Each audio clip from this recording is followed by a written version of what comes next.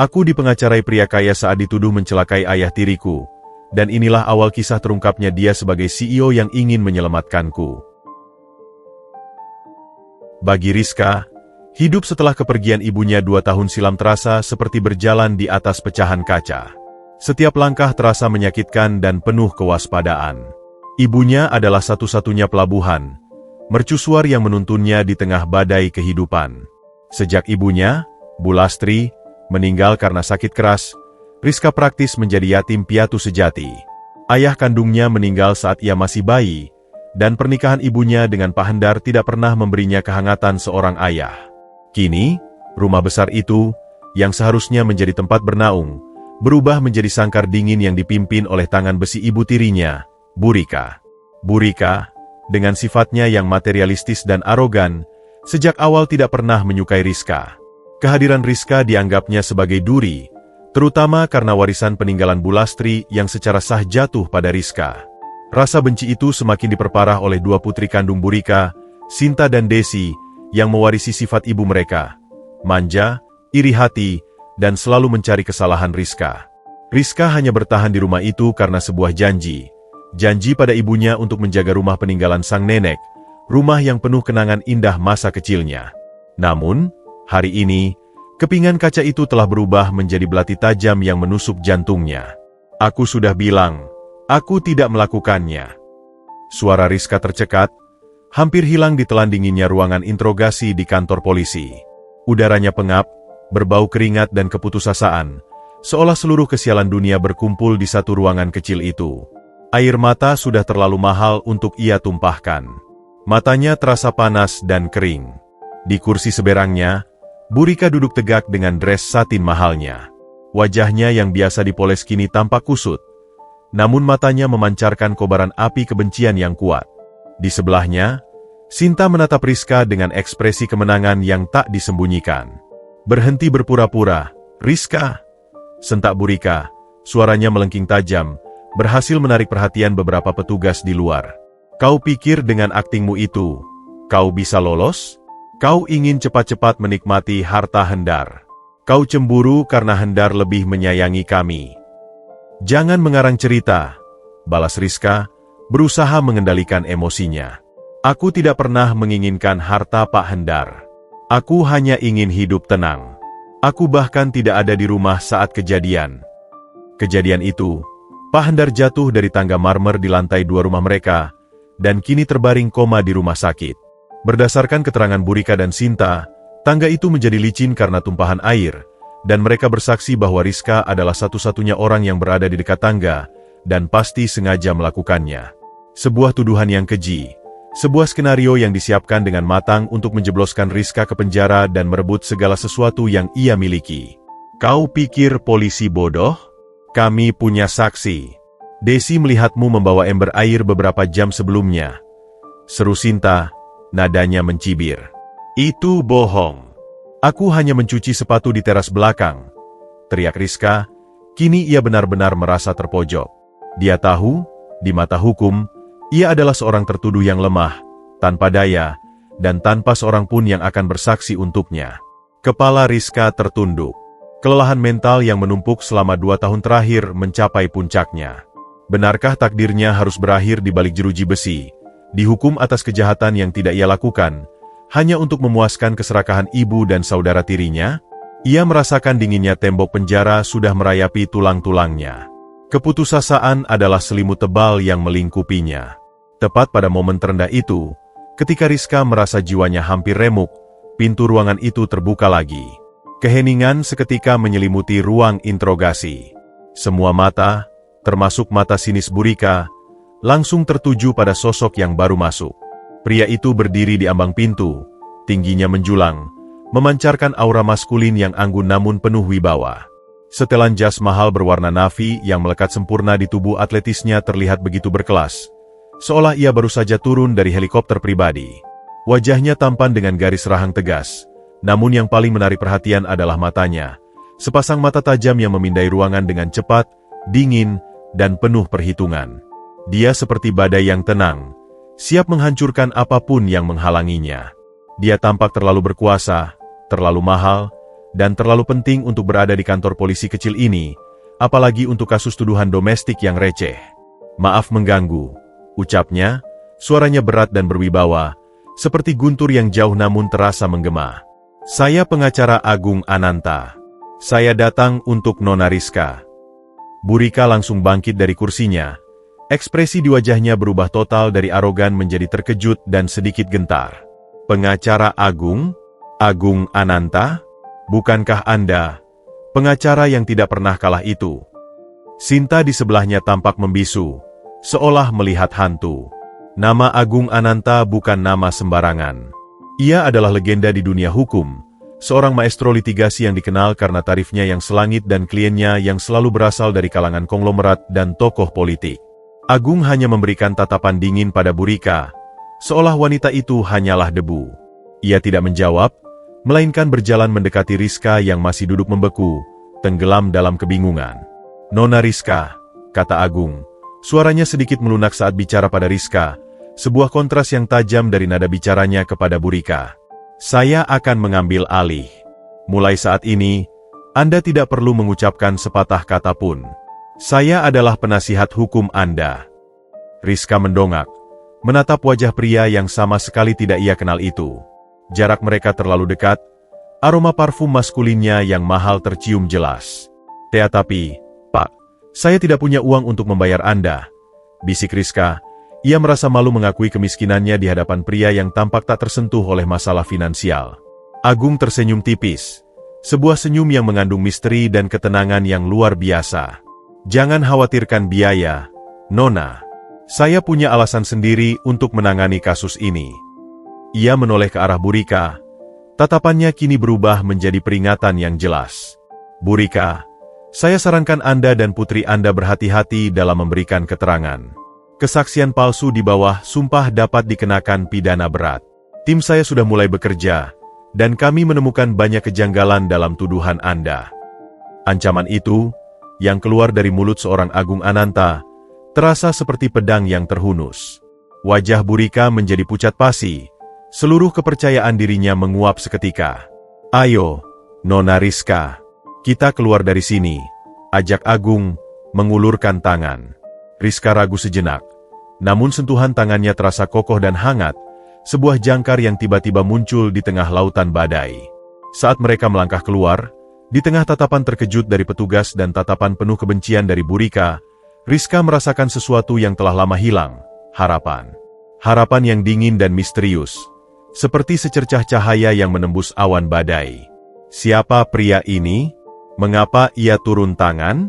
Semua pertanyaan itu menari-nari di benaknya. Namun satu hal yang pasti, sejak detik itu, nasib Rizka telah terjalin dengan takdir seorang CEO misterius yang memutuskan untuk menjadi penyelamatnya. Inilah awal dari segalanya. Agung membawa Rizka masuk ke mobilnya yang mewah, sebuah Bentley hitam legam. Saat pintu tertutup, keheningan di dalamnya terasa menenangkan setelah semua keributan tadi. Anda harus segera menjauhi rumah itu, Rizka, kata Agung sambil menyalakan mesin. Mereka tidak hanya ingin memenjarakanmu. Mereka ingin membuat hidupmu hancur sebelum sempat melawan. Saya tidak tahu harus kemana, Rizka mengakui, suaranya masih parau. Uang saya tidak cukup untuk menyewa penginapan. Saya hanya ingin kembali ke rumah itu untuk mengambil barang-barang saya. Agung menoleh ke Rizka sejenak. Ada sedikit kelembutan yang tersembunyi di mata tajamnya. Jangan khawatir. Anda adalah klien saya, dan keselamatan Anda adalah prioritas utama strategi pembelaan. Saya sudah menyiapkan tempat tinggal yang aman untuk Anda, di mana mereka tidak akan bisa menjangkau Anda. Mobil mulai melaju membelah malam ibu kota. Rizka menatap keluar jendela. Kota yang ramai itu terasa asing, namun di balik kemudi, keberadaan Agung memberikan rasa perlindungan yang belum pernah ia rasakan sejak ibunya meninggal. Siapakah dia di balik gelar pengacara mahal ini? Ada aura misterius yang melingkupinya, seolah dia bukan hanya pengacara, melainkan wali yang tiba-tiba muncul di saat ia paling membutuhkan.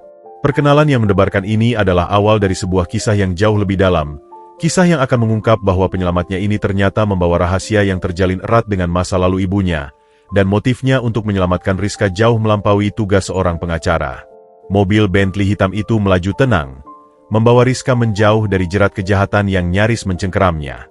Kantor polisi yang sesaat lalu terasa seperti kandang besi kini hanya tinggal bayangan di kaca spion.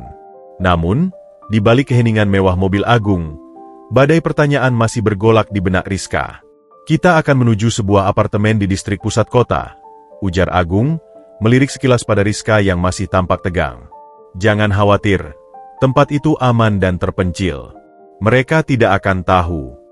"Kenapa Anda melakukan ini semua, Pak Agung?" tanya Rizka, akhirnya memecah keheningan yang terasa seperti selubung tebal. Nada suaranya syarat akan kebingungan dan rasa berhutang budi yang tak terperikan. "Anda seorang pengacara elit, sibuk dengan kasus-kasus besar, tapi kini Anda mengurus saya, seorang gadis yang dituduh melakukan tindak kriminal. Ini terasa seperti mimpi yang sangat tidak masuk akal." Agung mengemudi dengan santai, jari-jarinya yang panjang dan elegan mencengkeram kemudi.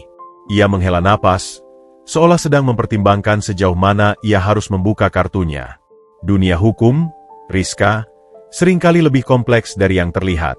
Kasus kecil bisa jadi kunci untuk membuka pintu kejahatan yang lebih besar. "Keluarga tiri Anda, mereka terlalu bersemangat dalam menuduh. Semangat yang berlebihan itu, bagi saya, adalah fajar kecurigaan," jawab Agung, menggunakan kata kiasan yang membuat Rizka terdiam. "Tapi, apakah Anda tidak takut membuang-buang waktu Anda yang sangat berharga untuk saya?" Rizka mendesak. Agung tersenyum tipis. Kali ini senyumnya sedikit lebih hangat, namun tetap menjaga jarak profesional. "Waktu saya memang berharga, dan saya tidak suka menyia-nyiakannya. Percayalah, saya tidak akan ada di sini jika kasus ini tidak layak untuk saya tangani. Sekarang, mari kita bicara tentang strategi. Saya ingin tahu segalanya tentang rumah itu, hubungan Anda dengan Pak Hendar, dan terutama, aktivitas Pak Hendar akhir-akhir ini." Dialog mereka di dalam mobil adalah sesi konsultasi hukum pertama yang intens. Rizka bercerita tanpa saringan tentang kehidupan pahitnya, bagaimana Burika dan putri-putrinya, Sinta dan Desi, memperlakukannya bak-abu, bagaimana mendiang ibunya telah menanamkan nilai kejujuran yang kini dipertahankannya sendirian, dan bagaimana ia hanya bertahan di rumah itu demi menepati janji suci pada sang ibu. "Pak Hendar," Rizka melanjutkan, "selama ini memang menjaga jarak dari saya, tapi ia tidak pernah sekasar Burika. Ia selalu sibuk dengan pekerjaannya, seorang insinyur perancang perangkat lunak. Belakangan ini, sekitar 2 bulan terakhir, ia menjadi sangat tertutup.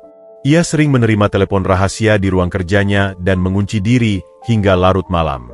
Wajahnya terlihat tegang, seperti ada pedang tajam yang tergantung di atas kepalanya." "Perangkat lunak," Agung mengulang kata itu, matanya menyipit penuh perhitungan. "Itu menarik.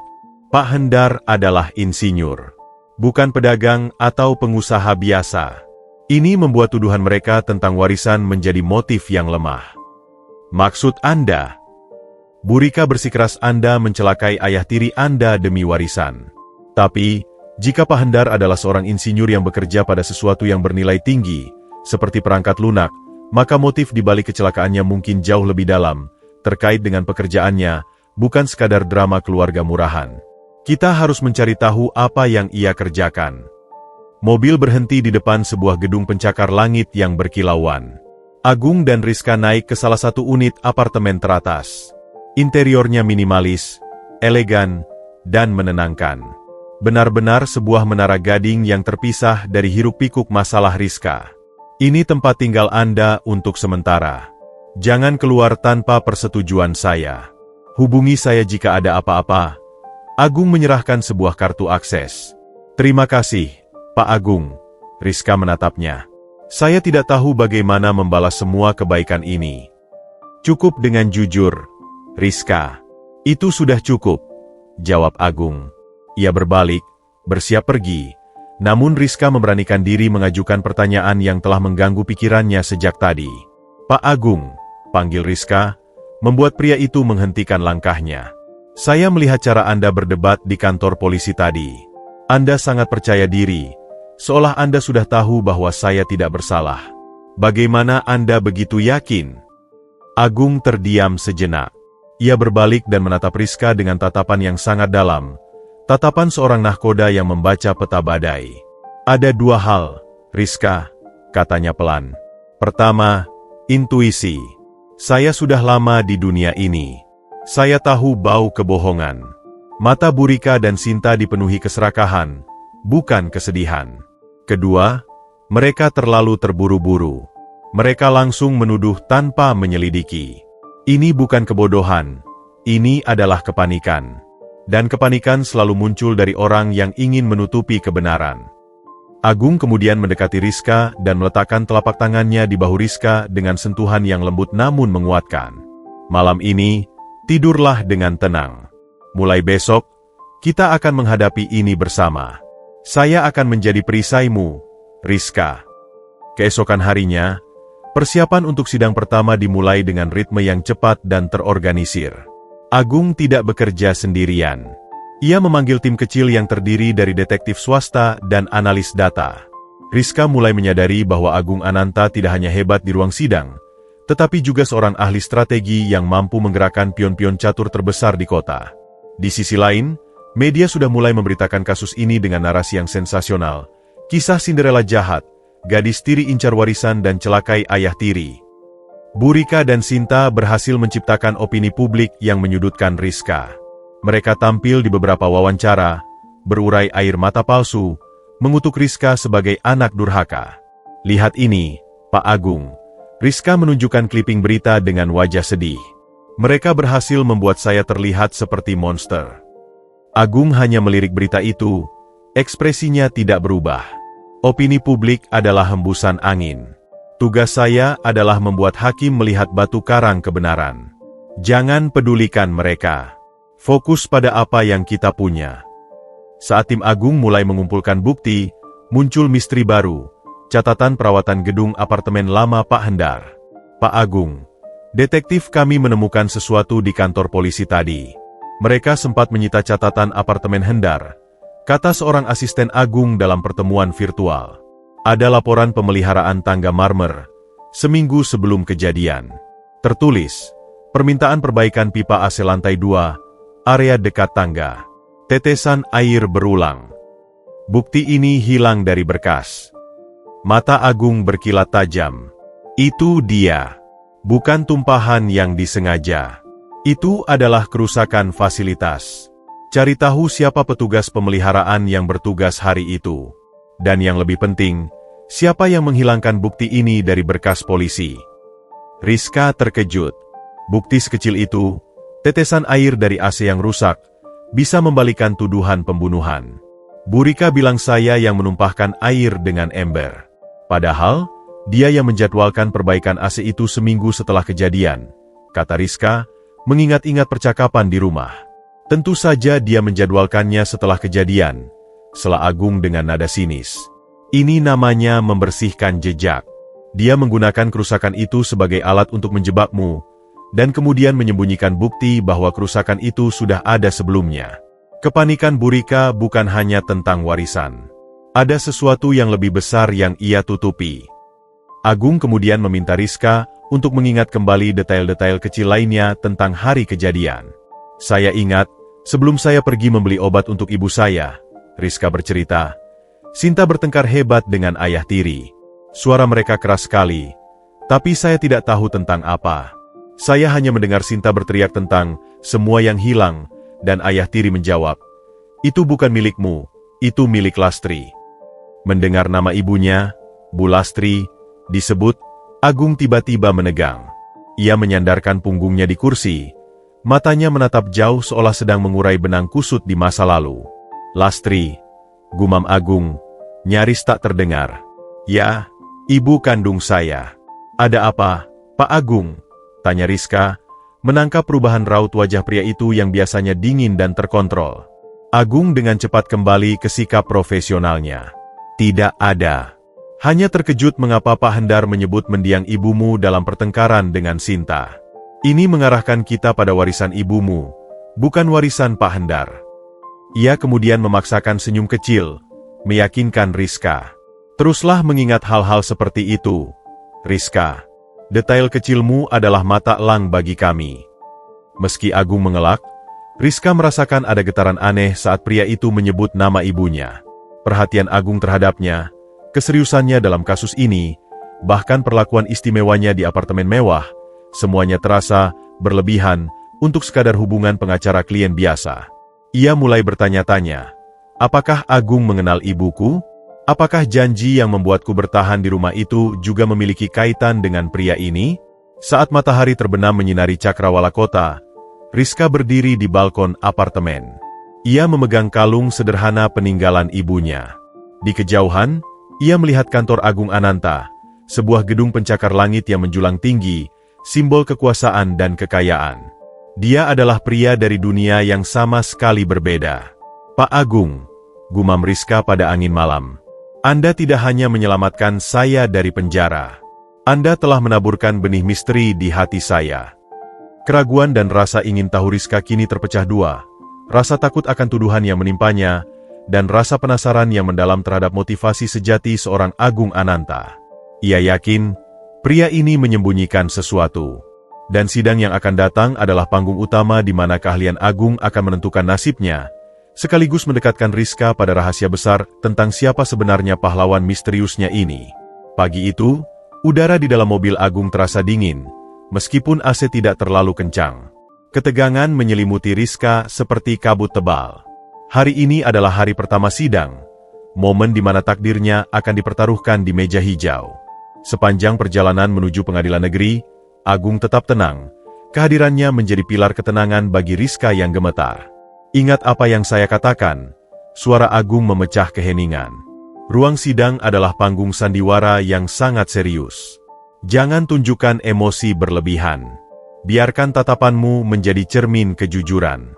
Serahkan sisanya padaku. Saya takut, Pak Agung, bisik Rizka, memandang pantulan dirinya di jendela mobil. Wajahnya pucat, mata lelahnya adalah saksi bisu malam-malam tanpa tidur. Saya merasa semua mata akan menghakimi saya bahkan sebelum saya bicara. Agung menghentikan mobil tepat di depan pintu masuk khusus. Ia menoleh sepenuhnya kepada Rizka. Matanya yang tajam menatap Rizka dengan intensitas yang menghentikan napas. Dengarkan baik-baik, Rizka, tegasnya. Kau tidak bersalah. Dan sebagai pengacaramu, saya tidak akan membiarkan setitik debu pun menempel pada nama baikmu. Mereka yang seharusnya takut, bukan kamu. Karena hari ini, saya akan mulai merobek jaring-jaring kebohongan mereka satu persatu. Agung keluar lebih dulu, dengan langkah mantap dan aura yang menarik semua pandangan. Ia mengulurkan tangan pada Rizka. Saat tangan Rizka yang dingin menggenggam tangan Agung yang hangat, ia merasakan aliran energi dan keberanian yang tak terduga. Di dalam ruang sidang, Bu Rika dan Sinta sudah duduk di kursi pengunjung, tampak angkuh dan puas diri. Tatapan mereka menusuk Rizka dengan penuh kebencian dan sinisme, persis seperti yang Rizka khawatirkan. Puluhan kamera wartawan terarah, menciptakan suasana yang mencekam. Lihat saja, Rizka, bisik Sinta saat Rizka melewatinya. Harta ayah akan menjadi milik kami, dan kau akan membusuk di sana.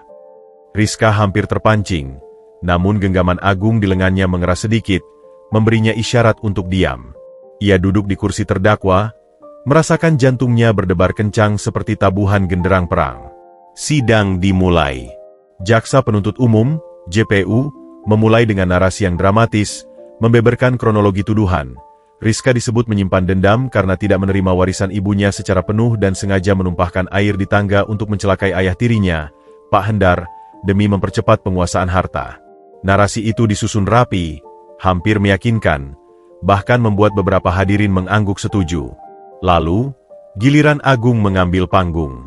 Ia tidak terburu-buru. Agung berdiri, memperbaiki letak jasnya, dan berjalan perlahan menuju mimbar. Keheningan total tercipta, seolah seluruh udara terhisap ke paru-paru Agung. Dia adalah pusat gravitasi di ruangan itu. Yang Mulia Hakim, dan anggota sidang yang terhormat, Agung memulai.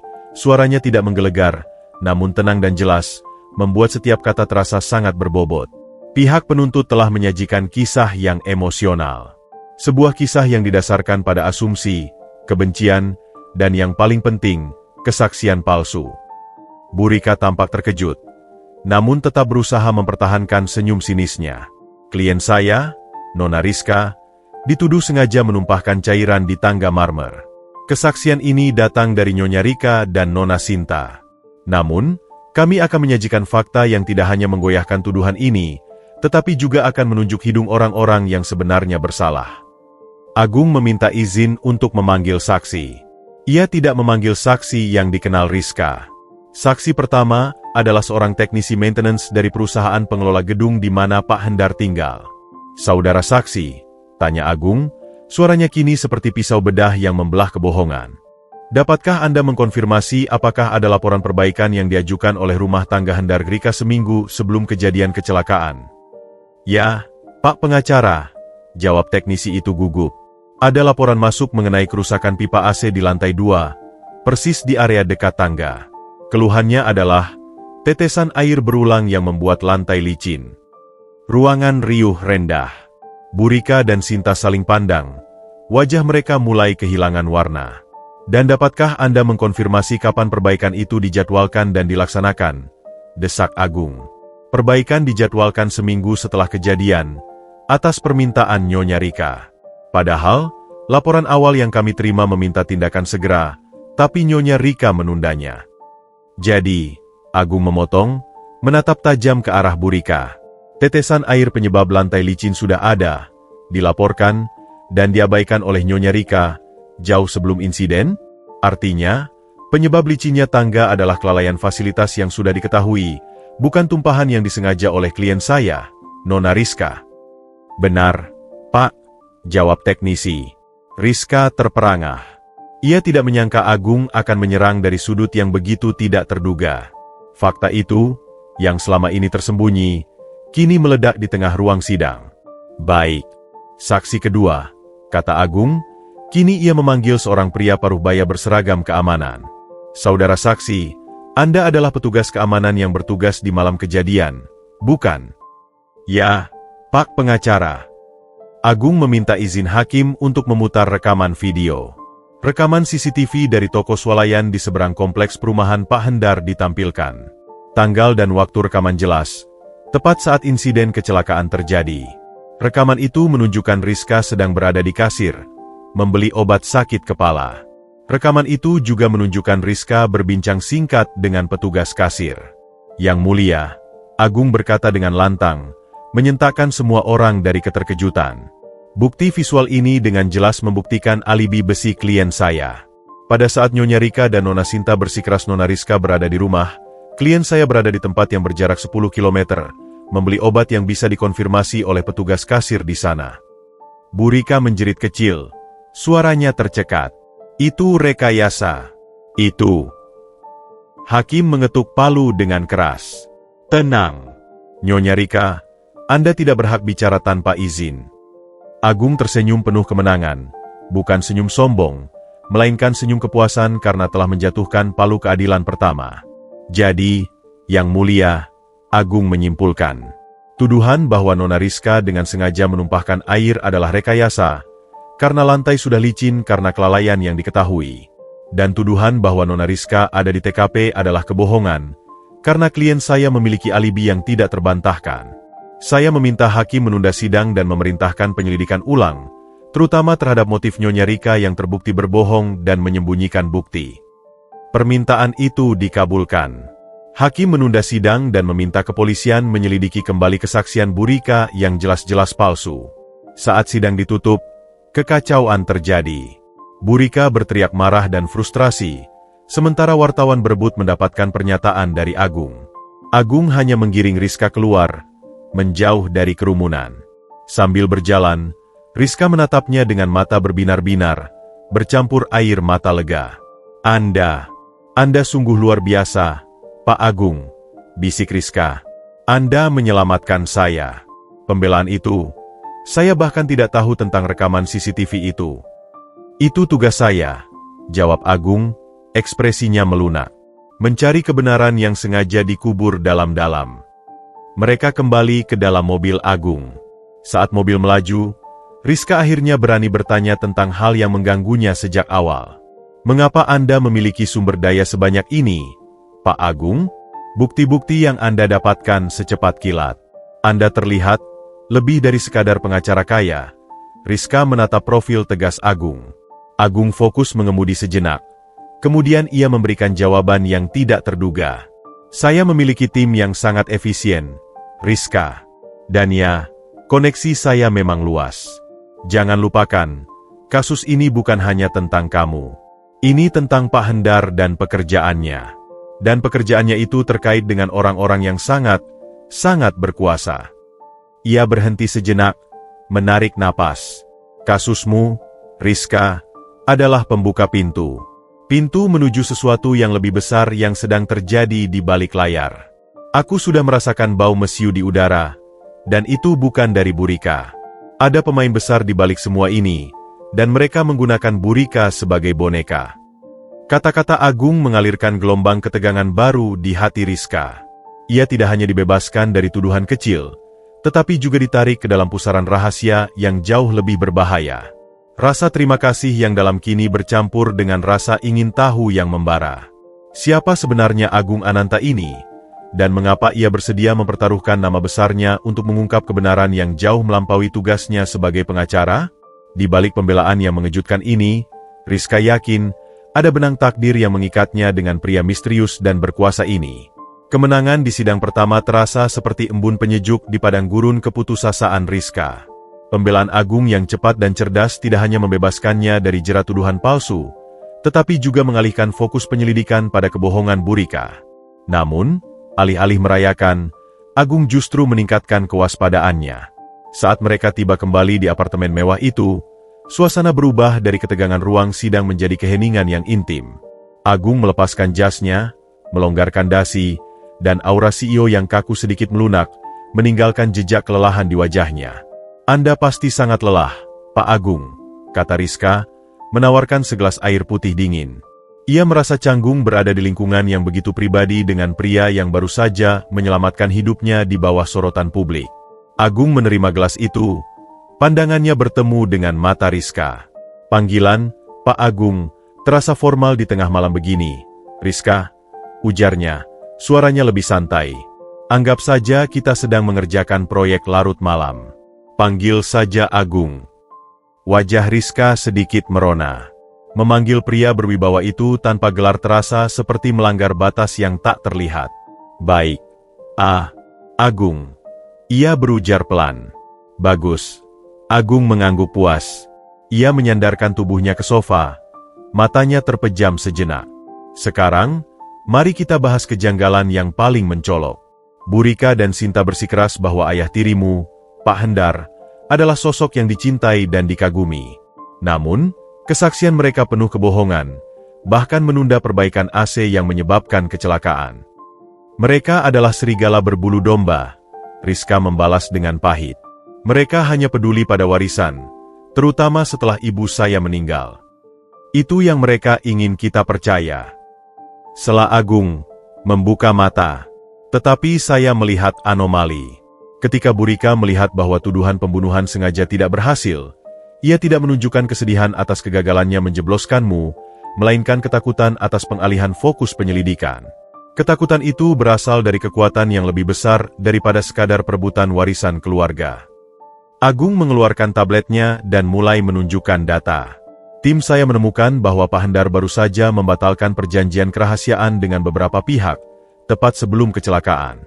Ini aneh. Seorang insinyur yang mengerjakan software keamanan data seharusnya merapatkan tirai kerahasiaan, bukan membukanya. Software keamanan data. Rizka mengernyit. Saya hanya tahu dia bekerja di bidang IT, tapi tidak tahu sedetail itu. Dia memang sering berkata bahwa dia sedang mengerjakan Phoenix, proyek besar yang akan mengubah segalanya. Mendengar nama Phoenix, mata Agung memancarkan kilatan yang sangat tajam, seolah kata itu adalah kunci yang membuka ruang rahasia. Ia meletakkan tabletnya. Phoenix, ulang Agung dengan nada berpikir. Pak Hendar adalah mantan karyawan di sebuah perusahaan teknologi besar. Saya akan meminta tim saya menggali lebih dalam soal proyek dengan kode nama itu. Rizka memperhatikan Agung. Pria ini begitu fokus, begitu berdedikasi. Ia tidak terlihat seperti sedang menangani klien, melainkan sedang memecahkan masalah pribadinya sendiri. Kehangatan yang ia rasakan dari Agung di ruang sidang kini perlahan berubah menjadi seutas benang penasaran yang mengikatnya. Mengapa Anda tahu banyak tentang latar belakang Pak Hendar, Agung? Tanya Rizka lembut. Suaranya mengandung nada keraguan yang tulus. Anda tahu dia mantan karyawan perusahaan besar.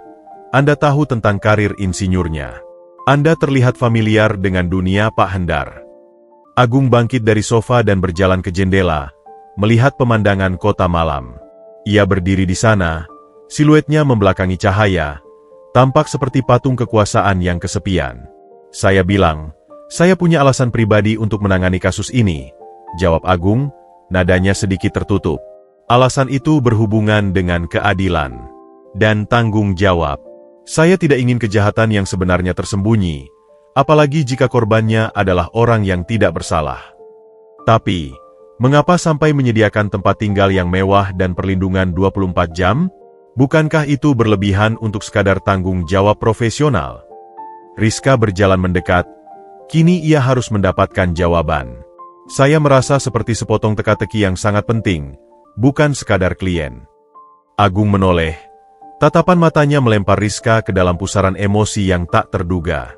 Ekspresinya melunak, menghilangkan semua garis kekakuan CEO yang biasa ia tunjukkan. Mungkin kamu benar, Rizka, akunya dengan nada rendah. Kamu bukan sekadar klien. Kamu adalah seorang wanita muda yang telah menderita di tangan keluarga tiri yang serakah. Kamu adalah putri dari seorang ibu yang sangat baik. Dan setelah melihat bagaimana mereka memperlakukanmu, dan melihat dirimu bertahan dengan ketulusan yang luar biasa di tengah semua badai itu, saya tidak bisa meninggalkanmu sendirian. Ia mengulurkan tangan dan menyentuh pipi Rizka dengan ujung jarinya. Sentuhan itu ringan, namun menghancurkan benteng formalitas yang mereka bangun. Aku ingin memastikan kamu aman. Sepenuhnya aman, bisik Agung. Di mata hukum, kamu adalah klien. Di mataku, kamu adalah seseorang yang harus aku lindungi. Tidak perlu dipertanyakan lagi. Ini adalah kompas moralku yang membawaku padamu. Percakapan personal itu menciptakan ikatan emosional yang tak terhindarkan. Rizka melihat ada sesuatu yang jujur dan tulus di balik kata-kata Agung. Sesuatu yang terasa jauh lebih dalam dari hubungan pengacara dan klien. Dia tidak tahu apakah itu janji pada ibunya, atau sekadar empati yang berlebihan, tapi rasa aman yang ia rasakan di dekat Agung adalah oase yang selama ini ia rindukan. Beberapa hari berikutnya, mereka bekerja bersama, meskipun dalam peran yang berbeda.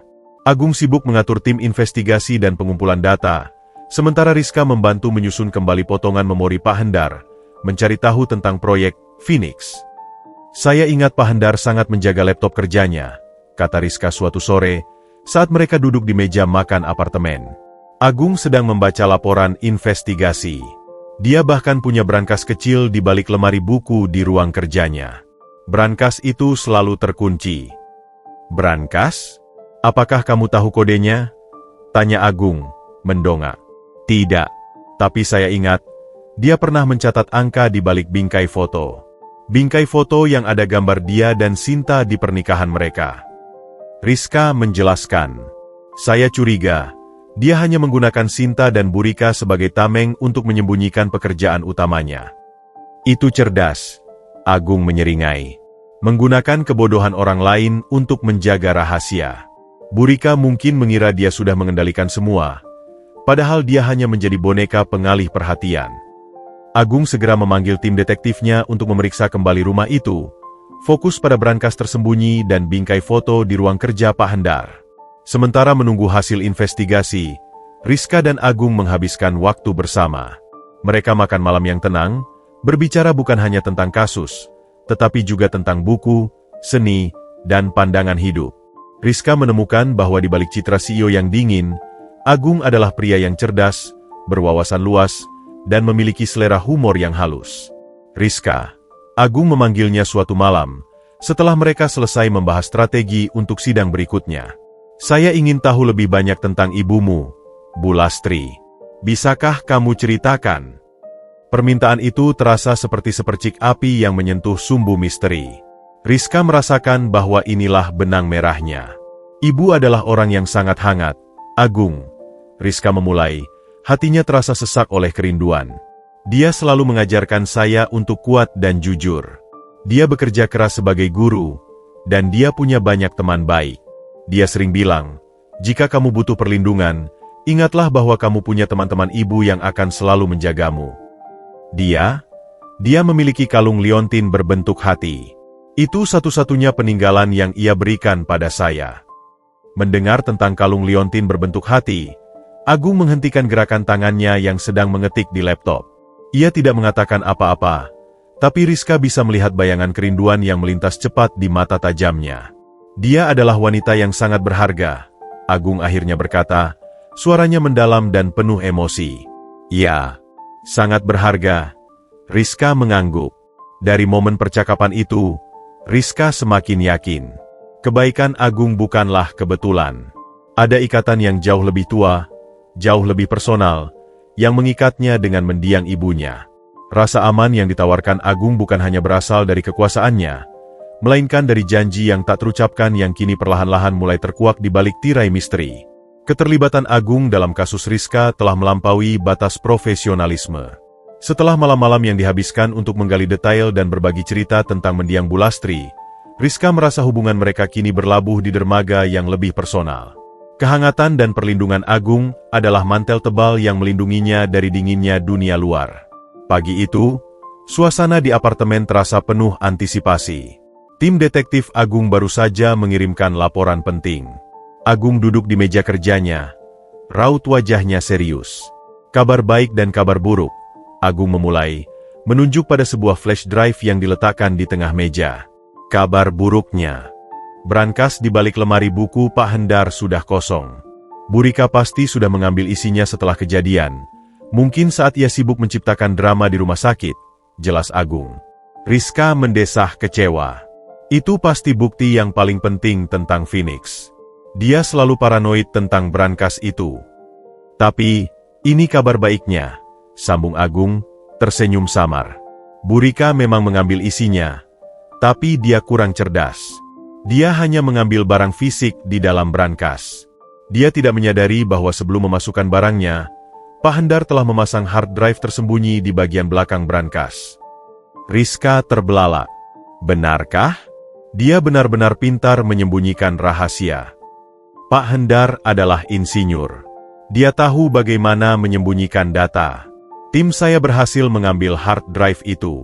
Dan di dalamnya, kami menemukan peta harta karun yang kita cari, data lengkap proyek Phoenix. Agung mencolokkan flash drive ke laptopnya. Layar menampilkan ribuan baris kode dan beberapa dokumen penting berlabel, sangat rahasia. Phoenix, Agung menggumam, membaca deskripsi proyek tersebut. Ini bukan hanya software keamanan data biasa. Ini adalah sistem pengamanan jaringan global yang mampu memblokir serangan siber paling canggih. Nilai proyek ini tidak lagi miliaran, Rizka. Ini bernilai triliunan. Triliunan. Rizka tercekat. Kalau begitu, motifnya bukan lagi warisan rumah. Ini adalah singgasana kekayaan yang mereka incar. Tepat sekali. Warisan itu hanya umpan murahan untuk mengalihkan perhatian polisi darimu, sementara motif sebenarnya adalah mencuri Phoenix dan menjualnya pada pihak asing atau pesaing. Bu Rika tidak mungkin melakukan ini sendiri. Dia tidak punya kemampuan teknis dan koneksi untuk menjual proyek sebesar ini. Pasti ada orang lain di balik ini, kata Rizka, mulai merasakan cengkeraman ketegangan yang nyata. Tentu saja, jawab Agung, matanya kembali menyala dengan kecerdasan seorang ahli strategi. Dan hard drive ini memberi kita petunjuk siapa dalangnya. Agung membuka folder berisi pesan-pesan terenkripsi. Di sana, mereka menemukan serangkaian email yang sangat mencurigakan antara Pak Hendar dan seseorang bernama Jaya. Email tersebut menunjukkan tekanan yang luar biasa, dengan Jaya mendesak Pak Hendar untuk menyerahkan Phoenix. Hendar, cepat berikan kodenya. Waktu kita habis. Aku sudah menjamin Rika akan bekerja sama. Jangan sampai kau dan putri tirimu menyesal. Jaya. Rizka membaca email itu dengan mata melebar. Jaya. Nama itu. Bu Rika sering menelepon seseorang dengan nama itu. Mereka berdebat tentang uang. Dan dia menyebut Ibu Rika akan bekerja sama. Ini adalah bukti nyata persekongkolan. Pak Jaya adalah mantan rekan bisnis Pak Hendar di perusahaan lama. Jelas Agung, nada suaranya berubah dingin. Sekarang, ini bagian yang paling penting. Agung membuka sebuah file audio yang terenkripsi. Dengarkan ini baik-baik, Rizka, perintah Agung. File audio itu diputar. Suara Pak Hendar terdengar parau dan penuh ketakutan, seolah berbisik dari balik bayangan. Agung, ya, ini Hendar. Aku tahu kau sudah lama tidak ingin bicara denganku, terutama setelah kejadian itu. Tapi, aku dalam bahaya.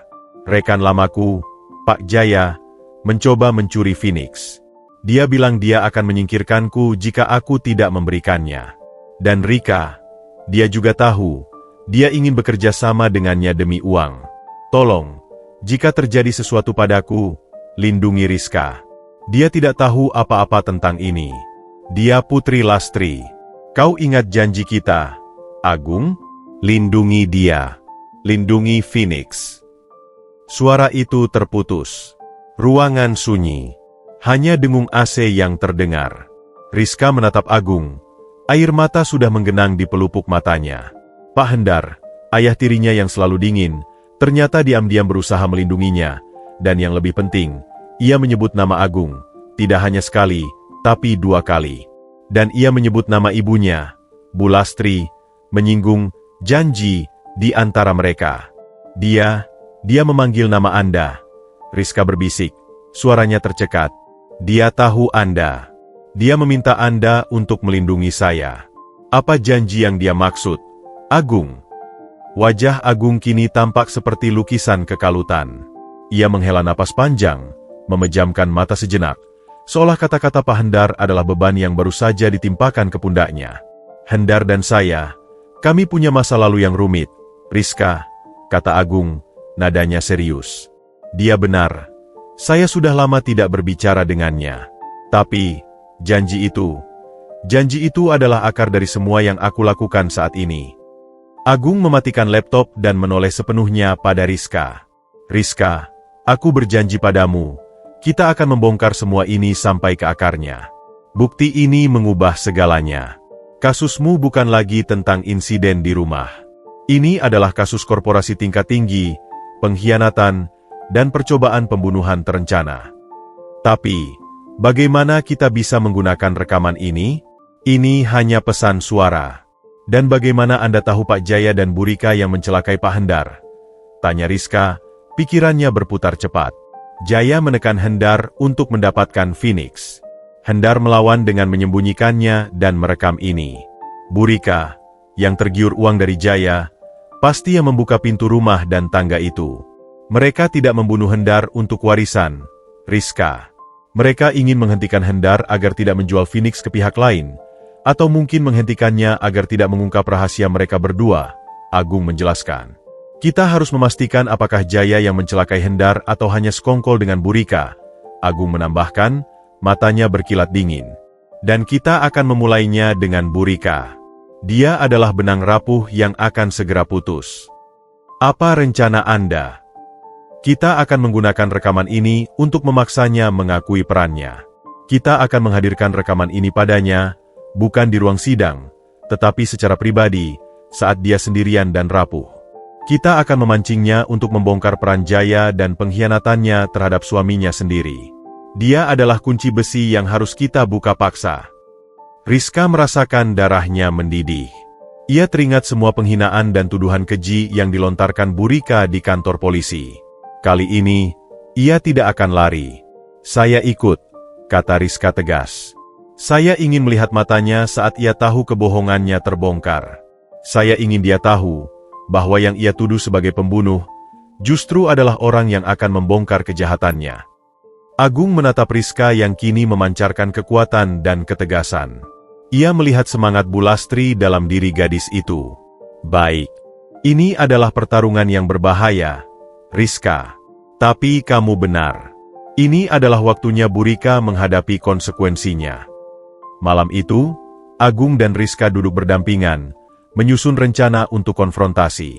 Keintiman mereka tidak lagi hanya tentang pengacara dan klien, tetapi tentang dua sekutu yang terikat takdir, siap menghadapi badai yang jauh lebih besar dari yang pernah mereka bayangkan.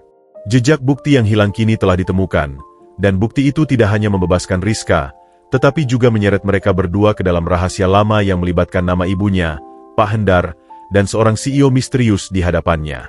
Kita akan temui dia besok di rumah sakit, kata Agung, menutup laptopnya. Bersiaplah, Rizka. Ini akan menjadi lonceng kematian bagi kebohongan Bu Rika. Rencana telah disusun. Bukti dari hard drive tersembunyi, pesan suara Pak Hendar dan email dengan Jaya, telah menjadi amunisi berharga di tangan Agung. Hari ini, Agung dan Rizka bergerak menuju rumah sakit. Bukan untuk menjenguk, melainkan untuk melancarkan serangan psikologis terhadap Bu Rika, benang rapuh yang memegang kunci kejahatan Jaya. Saat mereka tiba di koridor sunyi rumah sakit, Rizka menarik napas dalam-dalam. Jantungnya berdebar, bukan karena takut, melainkan karena gejolak kemarahan yang tertahan. Ia siap menghadapi wanita yang telah menuduhnya, menghinanya, dan merencanakan kehancurannya. Aku akan menunggu di luar, Rizka, bisik Agung, meletakkan tangannya di punggung Rizka. Kau harus menghadapinya sendiri dulu. Dia akan lebih mudah pecah jika berhadapan langsung denganmu, tanpa ada figur hukum yang menekan. Setelah kau memberinya suntikan kejutan, aku akan masuk. Baik, Agung. Rizka mengangguk. Tatapannya kini setajam mata elang. Jauh berbeda dari gadis pemalu di kantor polisi. Rizka memasuki kamar perawatan VIP Pak Hendar. Ruangan itu sunyi. Hanya ada suara mesin monitor dan desah napas Bu Rika yang tertidur di sofa mewah di sudut ruangan, berpura-pura menjadi istri yang setia. Di ranjang, Pak Hendar terbaring tak berdaya, wajahnya pucat seperti kertas. Rizka berjalan mendekati sofa, membuat sedikit bunyi hingga Bu Rika terbangun dengan terkejut. Rizka, apa yang kau lakukan di sini? Kau seharusnya tidak diizinkan masuk, seru Bu Rika, berusaha menegakkan kembali wibawa yang sempat runtuh di ruang sidang. Saya di sini karena saya punya hak, Bu Rika, jawab Rizka, suaranya mantap. Ia tidak lagi menggunakan nada memelas. Dan saya di sini untuk mengatakan bahwa permainan Anda sudah selesai. Bu Rika tertawa sinis, meskipun ada nada tegang dalam tawanya. Permainan apa? Kau sudah gila. Kau bebas dari tuduhan pembunuhan. Tapi kau tetap anak haram yang tidak akan mendapatkan warisan ini. Aku, sebagai istri sah, yang akan mengurus semua aset Hendar. Bukan hanya aset Pak Hendar, Bu Rika, tapi aset yang seharusnya milik ibu saya, balas Rizka, sorot matanya menusuk. Anda tidak hanya ingin menjebloskan saya, Anda ingin mengambil kembali warisan yang ditinggalkan ibu saya untuk saya, bukan? Anda pikir saya tidak tahu bahwa rumah itu diwariskan pada ibu, bukan Pak Hendar? Mendengar kata, warisan ibu, wajah Bu Rika langsung berubah. Itu adalah simpul rahasia yang ia sembunyikan rapat-rapat. Diam. Jangan bicara omong kosong. Aku tidak tahu apa-apa soal ibumu. Anda tahu, Bu. Anda tahu betul. Rizka melanjutkan, suaranya tenang namun mengandung kekuatan yang mengancam. Anda tahu bahwa surat wasiat ibu saya belum diamandemen. Dan Anda mencoba menggunakan kasus ini untuk menghilangkan saya, agar semua aset itu, termasuk rumah, jatuh pada Anda setelah Anda menikah dengan Pak Hendar. Tapi itu tidak akan terjadi. Bu Rika bangkit, wajahnya merah padam. Kau tidak punya bukti. Kau hanya punya hayalan bodoh. Ia melangkah maju, siap menampar Rizka, namun Rizka tidak bergeming. Saya punya bukti, Bu Rika. Bukti bahwa kecelakaan Pak Hendar bukanlah kecelakaan, melainkan upaya sengaja yang Anda lakukan bersama Pak Jaya. Rizka melontarkan kata-kata itu dengan penekanan yang kuat. Kata-kata, Pak Jaya, dan upaya sengaja, langsung menghantam Bu Rika seperti hantaman palu godam. Ekspresinya yang tadinya marah kini berubah menjadi ketakutan murni. Wajahnya seketika pucat pasi, seperti tanah yang diterpa badai salju. Dari mana kau tahu nama itu? Kau mengada-ada. Bu Rika menyangkal dengan suara bergetar. Saya tahu, Bu. Saya tahu Anda yang menunda perbaikan AC. Saya tahu Anda membuka pintu bagi Pak Jaya. Dan saya tahu Anda bersekongkol dengannya untuk mencuri proyek Phoenix yang bernilai triliunan itu. Rizka mendekat, memaksa Bu Rika mundur hingga punggungnya menyentuh dinding kamar. Anda tidak hanya ingin uang warisan. Anda ingin kerajaan uang dari hasil penjualan Phoenix.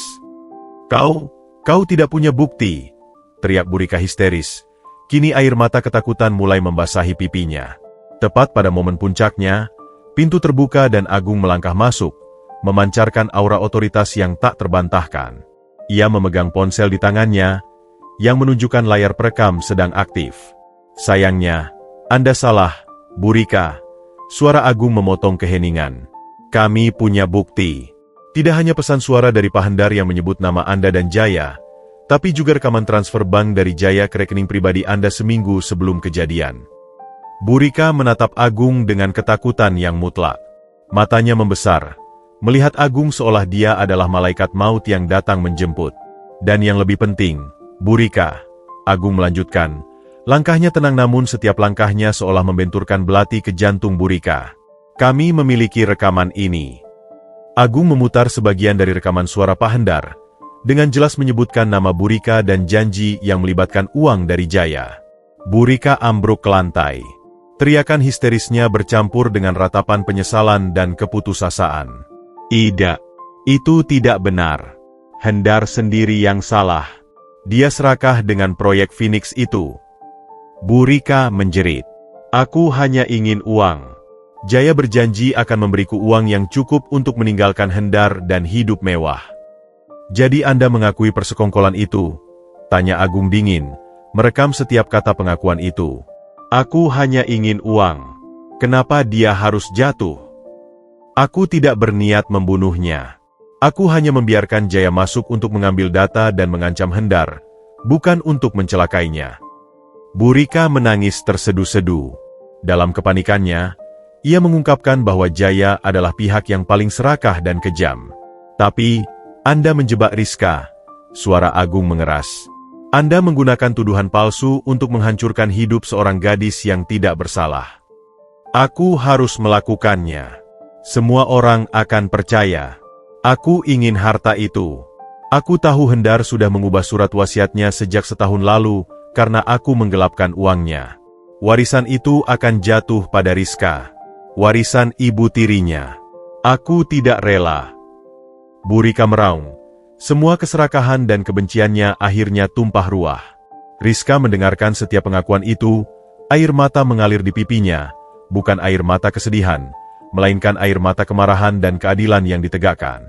Terdengar oleh Anda, Bu Rika, bahwa Pak Hendar sudah mengubah wasiatnya setahun lalu, karena kecurangan Anda sendiri?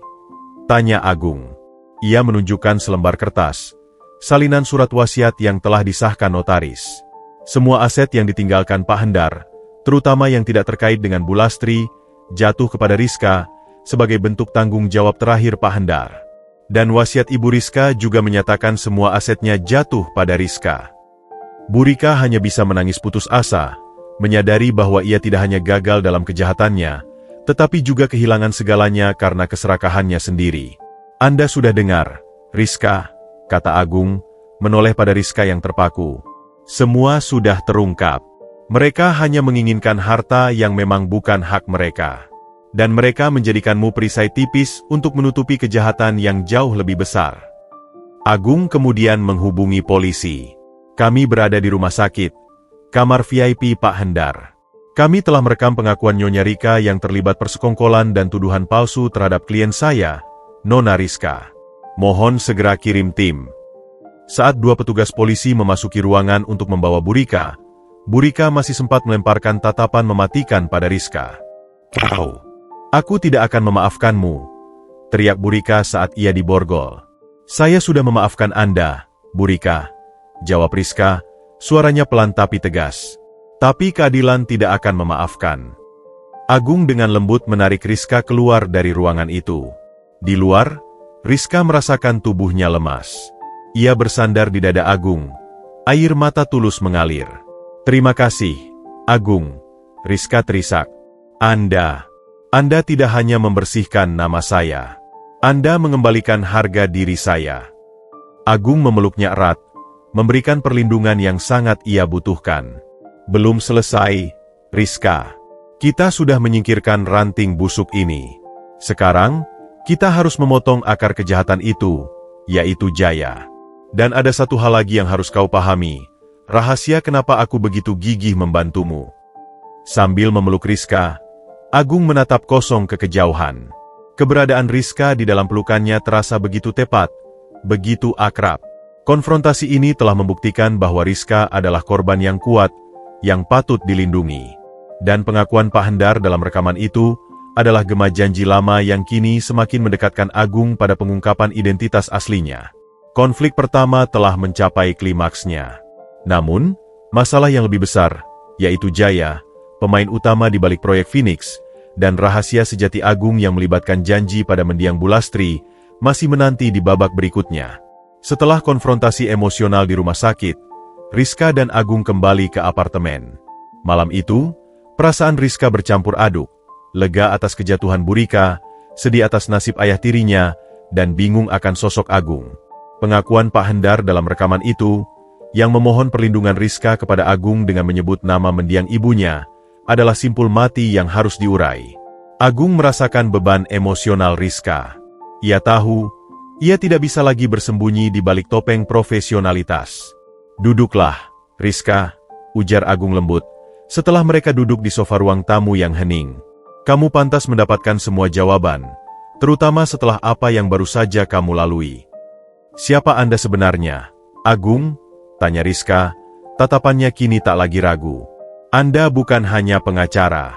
Anda punya koneksi untuk mendapatkan bukti yang bahkan polisi tidak bisa temukan. Anda tahu Pak Hendar, dan Anda punya janji dengan ibu saya. Siapa Anda di balik jas mahal itu?" Agung menghela napas panjang, tatapannya jauh ke dalam dirinya sendiri. Ia tahu, pengungkapan ini akan mengubah segalanya. "Aku adalah Agung Ananta, pengacara yang kamu kenal. Tapi, di balik profesi itu, aku adalah..." Tiba-tiba, ponsel Agung berdering nyaring. Ia melihat ID penelepon, dan ekspresinya langsung berubah serius, kembali ke mode pria berkuasa yang dingin. "Maafkan aku, Rizka. Ini panggilan yang tidak bisa ditunda. Urgent sekali," katanya, nadanya menunjukkan urgensi yang luar biasa, seolah ada tsunami bisnis yang baru saja menghantam. "Aku harus pergi sekarang juga. Ada masalah besar yang muncul di perusahaanku. Aku janji, kita akan menyelesaikan semua pembicaraan ini ketika aku kembali." Sebelum Rizka sempat merespons, Agung sudah menyambar jas dan kunci mobilnya, berlari ke lift seolah sedang dikejar waktu. Kecepatan dan urgensinya mengejutkan Rizka. Pria yang baru saja menghadapi kasus pembunuhan kini harus bergegas pergi untuk masalah bisnis, menunjukkan bahwa kasus Rizka mungkin hanyalah pekerjaan sampingan yang aneh bagi seorang pria selevel dirinya. Rizka ditinggalkan sendirian dalam keheningan apartemen yang mewah itu. Ia merasa frustrasi karena jawaban yang ia tunggu-tunggu harus tertunda. Ia menyalakan televisi, mencari berita terbaru tentang penangkapan Bu Rika, berharap menemukan detail baru tentang Jaya. Namun, saluran berita bisnis pagi itu menyajikan berita yang jauh lebih mencengangkan, sebuah kilat yang menyambar di siang bolong. Breaking news, CEO Architect, Agung Ananta, segera menggelar konferensi pers darurat terkait krisis akuisisi. Jantung Rizka serasa berhenti berdetak. Ia membeku di depan layar. Di sana, di podium megah yang dipenuhi logo perusahaan raksasa, berdiri sosok yang baru saja meninggalkan apartemennya dengan tergesa-gesa, Agung Ananta. Jasnya kini lebih formal, wajahnya tampak lebih dingin, dan auranya memancarkan otoritas penuh atas kerajaan bisnis yang ia pimpin. Kamera menyorot plat nama di podium, Agung Ananta, CEO Architect. Architect itu adalah salah satu perusahaan teknologi terbesar, terdepan dalam inovasi digital global. Perusahaan yang sering dibicarakan ayah tirinya. Perusahaan yang kekuasaannya bisa mengendalikan pasar saham regional. Agung yang menjadi pengacaranya, Agung yang menemaninya ke kantor polisi dan ruang sidang, Agung yang membersihkan namanya, adalah CEO raksasa teknologi. Rizka menjatuhkan remote TV. Suara detak jantungnya sendiri terasa memekakkan telinga. "Agung Ananta, CEO Architect," bisik Rizka, menatap layar dengan mata tak percaya. Semua potongan teka-teki itu tiba-tiba tersusun dengan mengerikan. Kekuatan finansial tak terbatas, koneksi instan ke data rahasia, seperti catatan maintenance yang hilang dan rekaman CCTV toko, tim detektif super efisien. Itu semua bukan berasal dari firma hukum biasa. Itu berasal dari pusat kekuasaan korporasi triliunan. Mengapa? Mengapa seorang CEO dari perusahaan sebesar itu mau menyamar menjadi pengacara untuk kasus kecil seorang gadis tertuduh sepertiku? Pikiran itu menghantam Rizka berulang kali.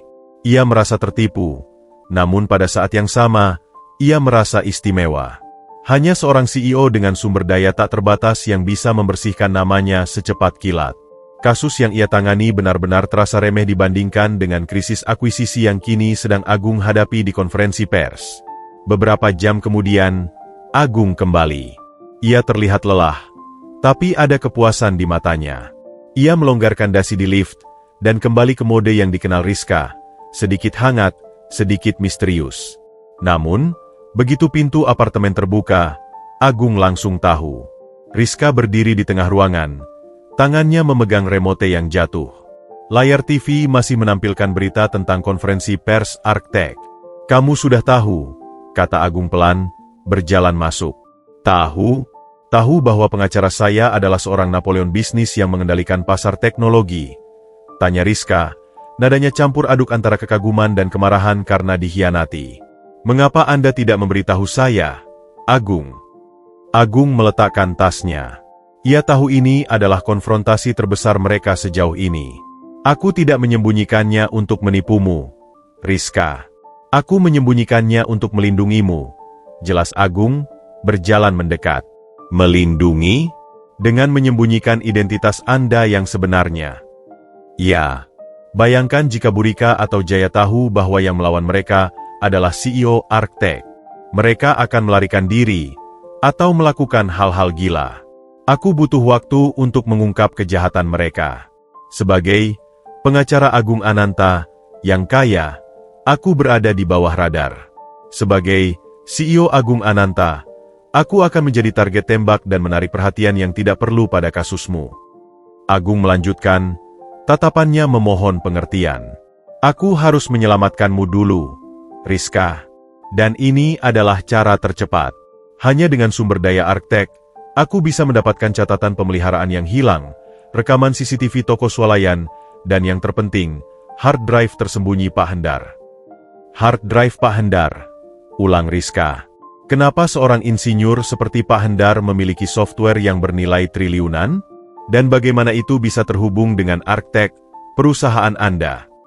Agung mengangguk. Ia tahu, inilah saatnya untuk membuka lembaran rahasia yang sesungguhnya. Ia menunjuk sofa, mengundang Rizka untuk duduk.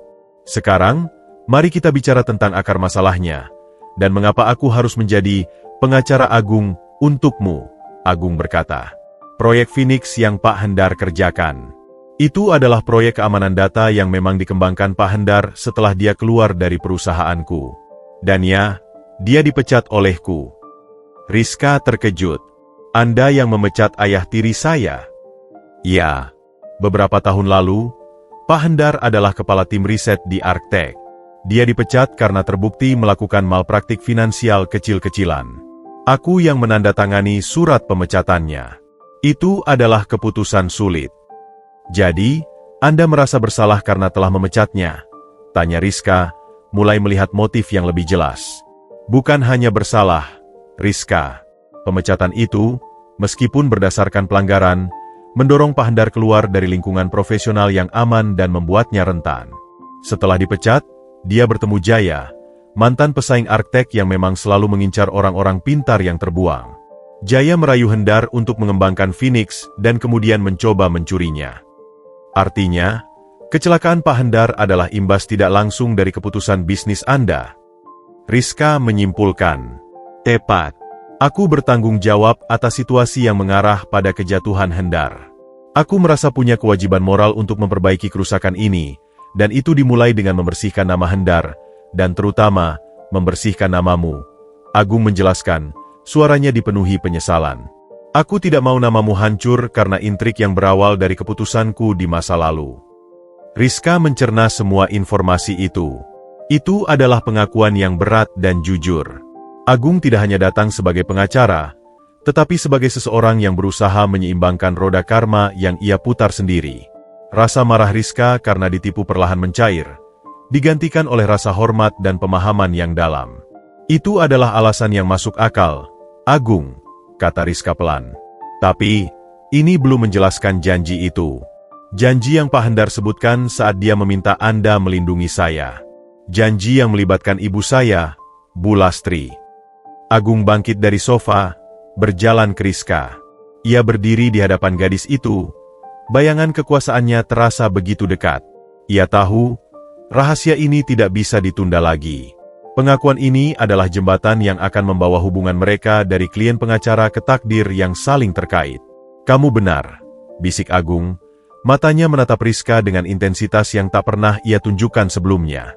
Motifku sebagai CEO yang ingin memperbaiki kesalahan di masa lalu adalah benar. Tapi, ada satu lapisan lagi, Rizka. Lapisan yang jauh lebih dalam, dan jauh lebih personal. Aku tidak datang hanya karena Pak Hendar. Aku datang karena ibumu. Agung menghela napas, bersiap untuk membuka kotak Pandora yang ia jaga bertahun-tahun. Di luar, kota malam bersinar terang. Namun di dalam apartemen mewah itu, Rizka merasakan jeda waktu sebelum rahasia terdalam itu akan terungkap. Rahasia yang mengikatnya dengan CEO misterius ini, bukan melalui hukum atau bisnis, melainkan melalui janji kasih yang telah lama terkubur. Pengakuan Agung tentang identitas gandanya sebagai CEO Architect telah mengguncang Rizka.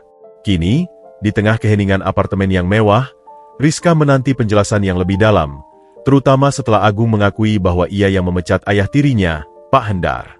Hubungan rumit ini terasa seperti rantai takdir yang tiba-tiba melilitnya.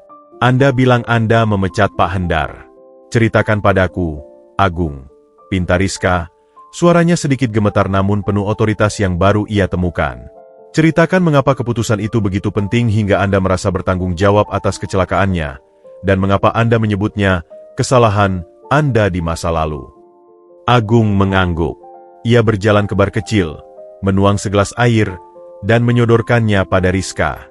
Setelah memastikan Rizka tenang, ia memulai kisahnya, suaranya dalam dan penuh penyesalan. Hendar adalah kepala tim riset di Architect selama bertahun-tahun. Dia sangat berbakat, ahli di bidang perangkat lunak. Tapi, dia memiliki sisi gelap yang sayangnya. Baru aku sadari terlambat. Dia mulai menggelapkan dana perusahaan. Jumlahnya tidak besar, hanya sekitar 100 juta, namun itu melanggar kode etik perusahaan dan kepercayaan tim. Dan Anda memecatnya. Ya, itu adalah salah satu keputusan terberatku sebagai CEO muda saat itu. Aku memberinya pilihan, mengembalikan uang itu dan mengundurkan diri secara baik-baik tanpa tuntutan, atau menghadapi tuntutan hukum. Dia memilih yang pertama. Agung berhenti sejenak. Tatapannya jauh mengenang masa lalu. Pemecatan itu menimbulkan luka yang dalam pada Hendar. Dia merasa diasingkan. Dia sempat memohon padaku, mengatakan dia butuh uang untuk Bu Rika. Tapi, prinsip tetap prinsip. Bu Rika, gumam Rizka pahit. Selalu tentang uang dan keserakahan. Setelah dipecat, Hendar pergi, membawa keahliannya. Dia adalah pedang bermata dua yang kuasai. Dia mengembangkan Phoenix, proyek yang sangat cemerlang. Tapi, karena dia terlempar dari dunia korporat yang aman, dia menjadi mangsa empuk bagi pesaing yang haus kekuasaan, seperti Jaya. Agung melanjutkan, ia mencondongkan tubuhnya ke depan, tatapannya memaku Rizka. Jaya adalah musuh bebuyutan Architect. Dia tahu aku memecat Hendar. Jaya mendekati Hendar, menjanjikannya dukungan finansial besar untuk mengembangkan Phoenix, dengan imbalan saham di proyek itu. Sebenarnya, Jaya hanya ingin mencuri Phoenix untuk menjatuhkan Architect dan mendapatkan software keamanan global itu. Jadi, Anda membantu saya karena Anda merasa bertanggung jawab atas situasi yang terjadi, yang diawali dengan pemecatan itu. Rizka menegaskan, Anda khawatir jika Phoenix jatuh ke tangan Jaya, itu akan merugikan perusahaan Anda. Agung mengangguk. Itu adalah motif awalnya, Rizka. Motif profesional. Aku ingin memastikan kejahatan Jaya terbongkar dan Phoenix tidak jatuh ke tangan yang salah. Aku bahkan sempat mengirim tim investigasi untuk mengawasi Hendar setelah tahu dia bekerja dengan Jaya. Tapi, saat timku melaporkan bahwa kau dituduh mencelakainya, dan tahu kau adalah putri tirinya, kompas etisku berubah. Rizka merasakan cengkeraman dingin di hatinya. Jadi, Agung datang karena bisnis dan rasa bersalah pada ayah tirinya. Semua kehangatan dan perlindungan itu terasa seperti sampul buku yang indah namun berisi kisah yang menyakitkan. Jadi, saya hanyalah salah satu bidak dalam permainan besar Anda untuk melindungi Architect dan membersihkan hati nurani Anda atas pemecatan Pak Hendar. Tanya Rizka, suaranya menjadi keras dan penuh kekecewaan. Ia bangkit, melangkah menjauh. Tidak, Rizka. Jangan berpikir begitu. Agung juga bangkit, berjalan cepat mendekati Rizka. Aku tahu kedengarannya egois. Tapi, percayalah, seiring berjalannya kasus ini, motifku berubah total. Aku melihat betapa tidak adilnya mereka memperlakukanmu. Aku melihat betapa kuatnya kau bertahan di tengah kebusukan. Dan ketika aku mendengar rekaman suara Hendar yang memohon padaku untuk melindungimu. Dia menyebut janji, potong Rizka, menatap mata Agung dalam-dalam. Janji yang melibatkan ibu saya, Bu Lastri. Jelaskan itu, Agung. Sekarang, sebelum aku berpikir bahwa aku hanya klien yang kebetulan dekat dengan kesalahan masa lalumu. Permintaan itu adalah pukulan telak bagi Agung. Ia tahu, ia tidak bisa lagi menunda rahasia yang paling ia jaga. Rahasia yang sebenarnya adalah jantung dari semua tindakannya. Ia meraih tangan Rizka, menggenggamnya erat. Kamu benar, Rizka. Akunya. Suaranya penuh emosi yang tertahan. Hendar tahu aku akan melindungimu karena dia tahu hubungan masa laluku dengan ibumu, Bu Lastri. Apa hubungan Anda dengan ibu saya?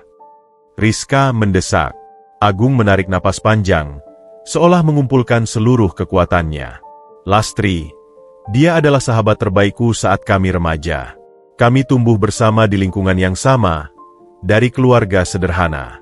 Kami punya banyak mimpi, dan kami pernah membuat janji suci yang hanya diketahui kami berdua, bahwa kami akan selalu menjaga satu sama lain, dan menjaga keluarga masing-masing, apapun yang terjadi. Mata Agung berkaca-kaca, menunjukkan sisi rentan yang belum pernah Rizka lihat. Kami kehilangan kontak saat dia menikah dengan ayahmu dan aku sibuk membangun Architect. Aku sempat tidak setuju dengan pernikahannya dengan Hendar, karena aku sudah merasakan aura ketidakjujuran Hendar, bahkan sebelum dia bekerja di perusahaanku. Tapi, Lastri memilihnya. Saat Lastri meninggal, aku datang ke pemakamannya. Aku melihatmu dari jauh, tapi aku menghormati Burika yang saat itu sudah menjadi wali. Aku tahu, aku melanggar janji kami dengan menjauhi kalian. Tapi, saat kasus tuduhan keji ini mencuat, dan aku melihat namamu di berkas, itu adalah bel alarm yang menghantamku. Aku tahu, itu adalah kesempatan terakhirku untuk menepati janji pada Lastri. Itu sebabnya aku datang, Rizka. Sebagai pengacara, aku punya akses. Sebagai CEO, aku punya sumber daya. Aku menyembunyikan identitasku karena aku ingin fokus menyelamatkanmu dulu, sebelum aku menjelaskan janji lama kami. Hendar, dia tahu janji itu, dan dia menggunakannya dalam pesan suara terakhirnya. Tanya Rizka, suaranya kini melunak, digantikan oleh keharuan. Ya, Hendar tahu aku akan melindungimu, karena dia tahu aku tidak akan pernah mengingkari janji pada Lastri. Rekaman itu adalah tangan takdir yang menarikku kembali. Rizka, aku berjanji untuk menjagamu. Itu sebabnya aku di sini.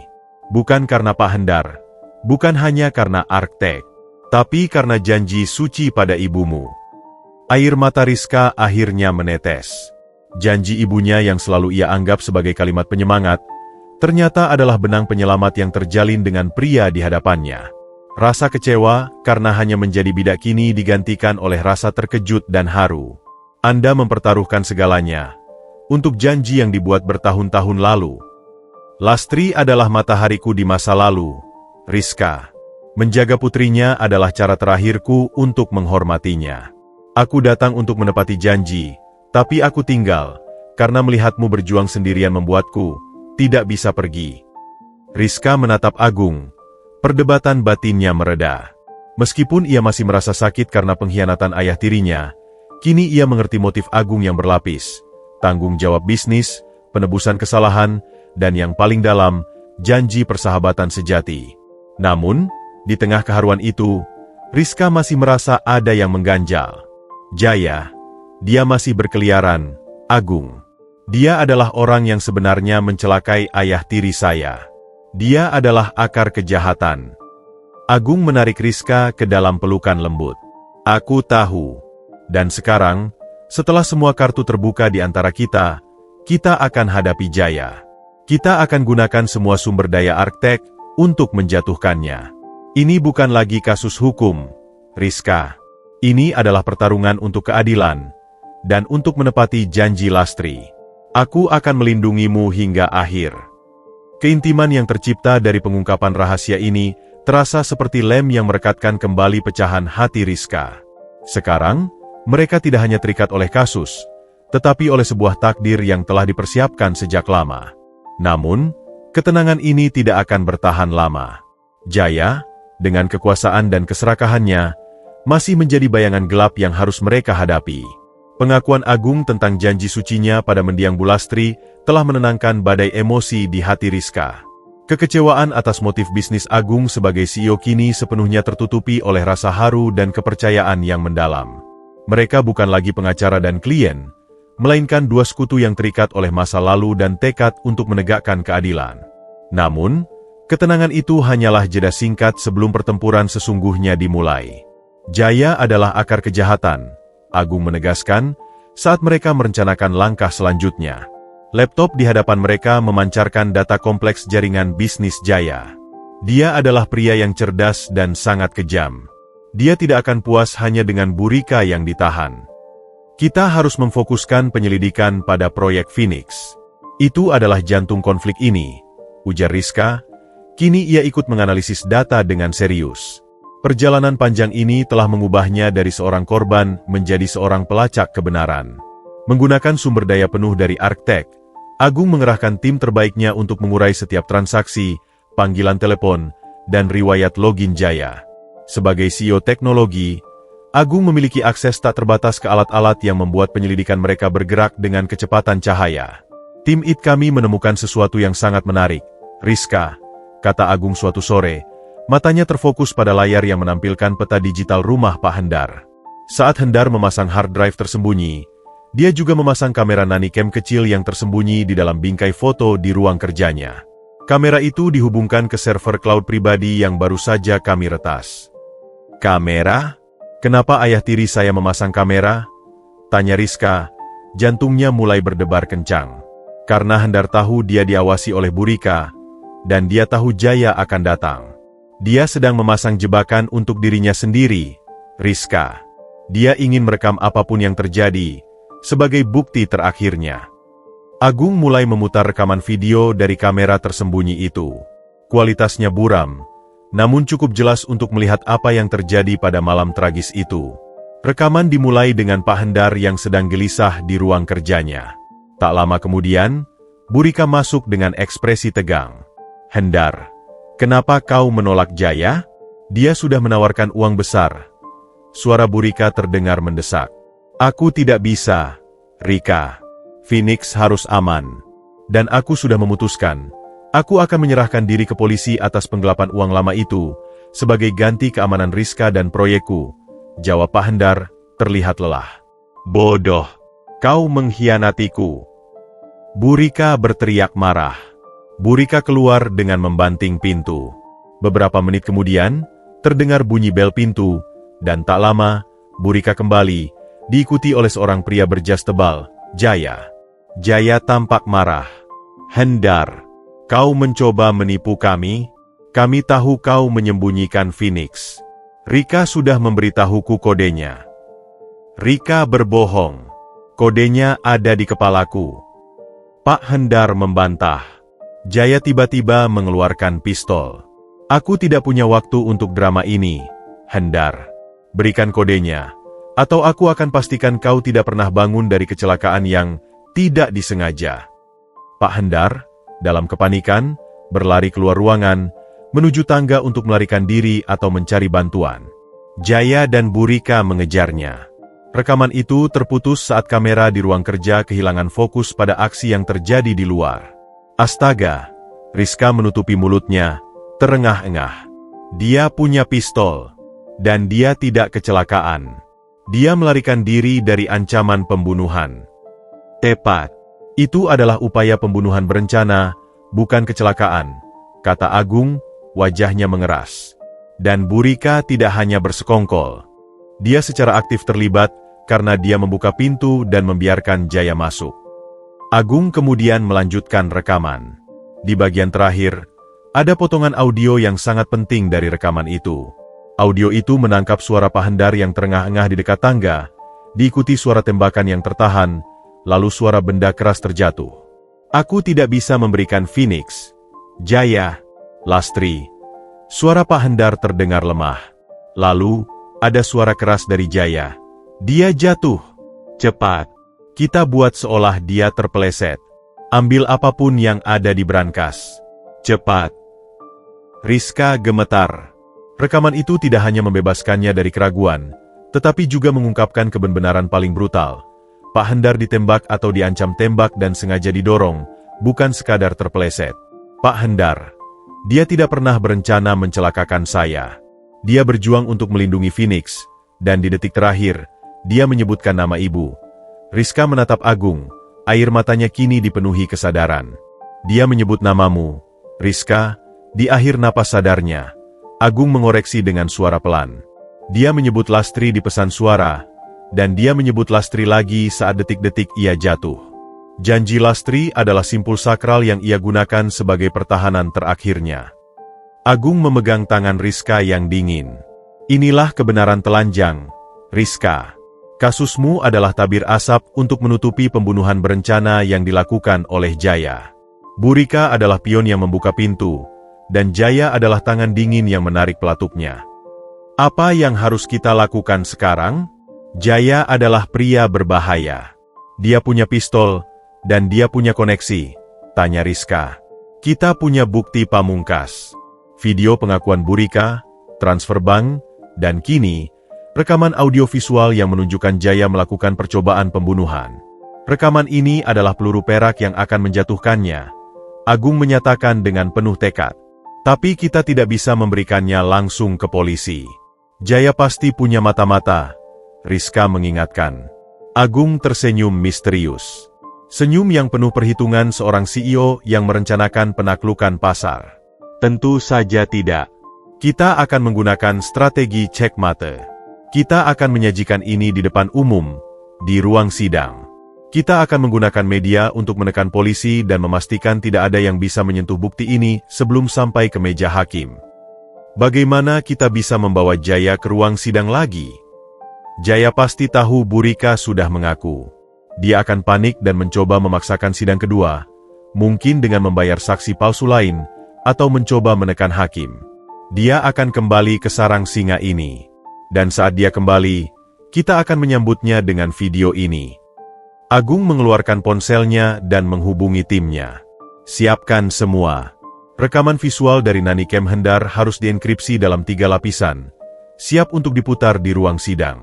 Cari tahu kapan sidang lanjutan Burika akan digelar. Di tengah persiapan yang intens itu, Rizka merasakan kerjasama yang intim dengan Agung. Mereka berdua kini sepasang pemburu keadilan, didorong oleh janji lama dan dendam yang sah. Rasa aman yang Agung berikan terasa begitu nyata, dan perlindungan yang ia tawarkan kini bukan lagi karena tugas, tetapi karena ikatan yang tumbuh dari pengungkapan rahasia. Agung, panggil Rizka, saat Agung sedang sibuk berkoordinasi dengan timnya. Terima kasih. Terima kasih karena Anda tidak menyerah. Bahkan ketika saya berpikir hidup saya sudah berakhir. Agung menghentikan pekerjaannya dan menatap Rizka lembut. Ini adalah pertarungan yang harus kita menangkan. Rizka, untukmu, dan untuk Lastri. Sekarang, mari kita bersiap. Sidang berikutnya akan menjadi arena gladiator yang sesungguhnya. Rekaman itu, penemuan paling mengejutkan, kini menjadi pedang keadilan mereka. Kebenaran telah terungkap. Rizka adalah korban, ayah tirinya adalah pahlawan yang dikhianati, dan Jaya adalah dalang yang harus dijatuhkan. Semua bukti telah terkumpul. Menunggu waktu yang tepat untuk menghancurkan kebohongan terakhir. Setelah penemuan rekaman Nanikem yang mengungkap kebenaran keji di balik kecelakaan Pak Hendar, Agung bergerak cepat. Ia menggunakan pengaruhnya sebagai CEO Architect untuk menekan otoritas hukum agar segera menetapkan jadwal sidang lanjutan, tidak hanya untuk Burika, tetapi juga untuk memanggil Jaya sebagai saksi kunci. Agung tahu, Jaya, dengan keangkuhan dan kesombongannya, akan datang ke pengadilan, yakin bahwa dia bisa membeli kebebasan dan mengendalikan narasi. Hari sidang kedua tiba. Udara di pengadilan negeri terasa lebih mencekam daripada sebelumnya. Seluruh kursi penonton terisi penuh. Media nasional dan internasional hadir, tertarik oleh skandal perselingkuhan, warisan, dan kini, dugaan kasus korporasi yang melibatkan nama besar. Rizka memasuki ruangan dengan langkah mantap. Di sebelahnya, Agung berjalan bak jenderal yang memimpin pasukannya, pandangannya lurus dan fokus. Jaya hadir. Pria itu berpenampilan perlente. Wajahnya memancarkan arogansi dan kepercayaan diri yang berlebihan.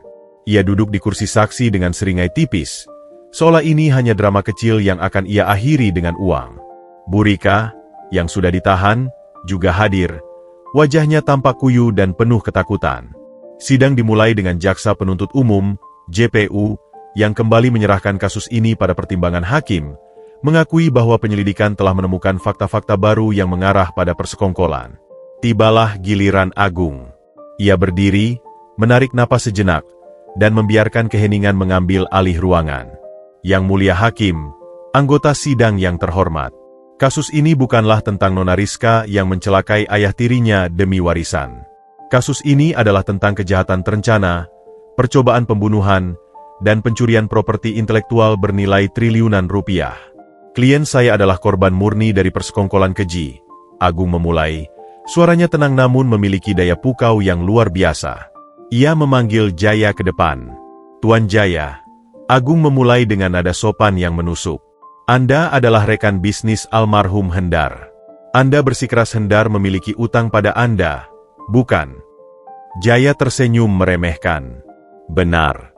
Dia punya utang. Dan dia tidak jujur. Itulah sebabnya saya menuntut keadilan. Tuduhan Nona Rizka itu masuk akal. Dia gadis serakah. Serakah? Agung tertawa kecil. Tawa yang menusuk seperti serpihan es. Saya memiliki bukti dari rekening Nyonya Rika yang menunjukkan transfer dana yang besar dari rekening Anda ke rekeningnya. Bisakah Anda jelaskan, mengapa Anda mentransfer uang ke istri seorang pria yang Anda anggap berutang? Wajah Jaya sedikit berubah, namun ia tetap angkuh. Itu adalah pinjaman. Untuk membantunya. Pinjaman yang dibayar untuk membeli kesaksian palsu, Tuan Jaya, tanya Agung, menekan. Jaya menggeleng. Tidak. Saya tidak tahu apa yang Anda maksud. Baik. Saya akan menyajikan bukti yang tidak bisa Anda sangkal, Tuan Jaya, kata Agung. Ia meminta timnya memasang layar besar. Ruangan berdesir. Agung menoleh pada hakim. Yang mulia, kami menyajikan bukti visual dan audio yang tersembunyi, yang merekam kejadian di malam tragis itu. Agung memutar rekaman video dari Nani Kem Pak Hendar. Saat rekaman diputar, semua orang terdiam. Ketegangan di ruang sidang memuncak. Mereka melihat Bu Rika dan Jaya masuk ke ruang kerja. Mereka mendengar ancaman pistol yang dilontarkan Jaya. Mereka melihat kepanikan Pak Hendar. Dan yang paling menghancurkan, mereka mendengar suara Jaya yang berteriak saat Pak Hendar jatuh. Dia jatuh. Cepat. Kita buat seolah dia terpeleset. Diikuti suara tembakan tertahan dan suara benda keras menghantam lantai. Ruangan sidang seketika meledak dalam kegaduhan. Para wartawan langsung menekan tombol kamera, merekam kebenaran yang baru saja terkuak. Wajah Jaya berubah dari arogansi menjadi ketakutan sejati. Ia berusaha bangkit, namun Agung menahannya dengan tatapan yang dingin dan mematikan. Duduk, Tuan Jaya, perintah Agung. Permainan Anda sudah berakhir. Tidak. Itu rekayasa. Itu editan. Teriak Jaya. Suaranya pecah, panik. Rekayasa? Rekaman ini diambil dari kamera tersembunyi yang terhubung ke server yang dikelola oleh Architect, kata Agung, memasang senjata pamungkasnya. Kami telah menjamin keaslian data ini melalui puluhan forensik expert terbaik di dunia. Tidak ada yang bisa menyentuh bukti ini. Termasuk Anda, Tuan Jaya. Agung kemudian menoleh ke Bu Rika. Nyonya Rika, Anda mengakui dalam rekaman terpisah dengan klien saya bahwa Anda membuka pintu bagi Jaya, dan Anda mengetahui rencananya untuk mencuri Phoenix. Benar. Bu Rika, yang tubuhnya gemetar ketakutan, hanya bisa mengangguk pelan, air matanya membanjiri pipi. Ya, saya hanya ingin uang. Agung menyimpulkan dengan pernyataan yang menghancurkan. Yang mulia, bukti telah berbicara. Nona Rizka memiliki alibi yang sempurna, dan kecelakaan Pak Hendar adalah upaya pembunuhan berencana yang dilakukan oleh Jaya dan Nyonya Rika. Motifnya adalah mencuri software bernilai triliunan dan menjebak klien saya sebagai kambing hitam. Kami menuntut pembebasan penuh bagi Nona Rizka, dan tuntutan pidana maksimal untuk kedua tersangka. Hakim, setelah berunding singkat dengan jaksa dan mempertimbangkan bukti tak terbantahkan dari CEO Arktech, mengetuk palu. Terdakwa Rizka, suara hakim menggelegar. Dengan mempertimbangkan semua bukti baru yang disajikan, Anda dinyatakan tidak bersalah dan dibebaskan dari segala tuntutan hukum. Nama baik Anda dipulihkan sepenuhnya. Rizka ambruk di kursinya. Air mata lega yang selama ini ia tahan tumpah ruah. Tubuhnya terasa ringan, seolah beban ratusan ton baru saja diangkat dari pundaknya. Hakim melanjutkan, Nyonya Rika dan Tuan Jaya, Anda berdua ditahan atas tuduhan persekongkolan, kesaksian palsu, dan percobaan pembunuhan berencana. Pihak kepolisian dan kejaksaan diperintahkan untuk segera mengusut tuntas kasus ini. Jaya, yang tidak bisa menerima kekalahan telak ini, berusaha melarikan diri, namun langsung ditahan oleh petugas. Ia melolong marah, mengutuk Agung dan Rizka. Kau, Agung, aku tahu siapa kau. Kau akan membayar mahal karena menghancurkanku, teriak Jaya. Agung hanya menatapnya dengan tatapan jijik dan dingin. Aku akan menantimu, Jaya. Di luar ruang sidang, Rizka diserbu wartawan. Namun, ia tidak sendiri. Agung berdiri di sisinya, perisai baja yang tak tertembus. Nona Rizka, Agung berkata kepada wartawan, suaranya lantang dan jelas. Klien saya telah melalui neraka. Hari ini, keadilan telah ditegakkan. Kasus ini adalah pengingat bahwa kekuatan kebebasan akan selalu menang melawan keserakahan. Dan bagi Anda, para media, tolong pulihkan nama baik Nona Rizka sepenuhnya. Dia adalah korban, bukan penjahat. Rizka menoleh pada Agung. Ia meraih tangan pria itu, menggenggamnya erat, sebuah isyarat publik atas rasa terima kasih yang tak terhingga. Kita berhasil, Agung, bisik Rizka, suaranya serak karena tangis. Kita berhasil. Aku janji, aku akan menyelamatkanmu, Agung membalas. Matanya yang tajam kini memancarkan kehangatan yang mendalam, khusus untuk Rizka. Dan janjiku selalu kutepati. Kemenangan itu adalah api pemurnian bagi Rizka. Ia tidak lagi takut, tidak lagi rapuh. Ia telah melalui badai dan kini berdiri tegak di samping pria yang mempertaruhkan segalanya untuk menepati janji pada mendiang ibunya.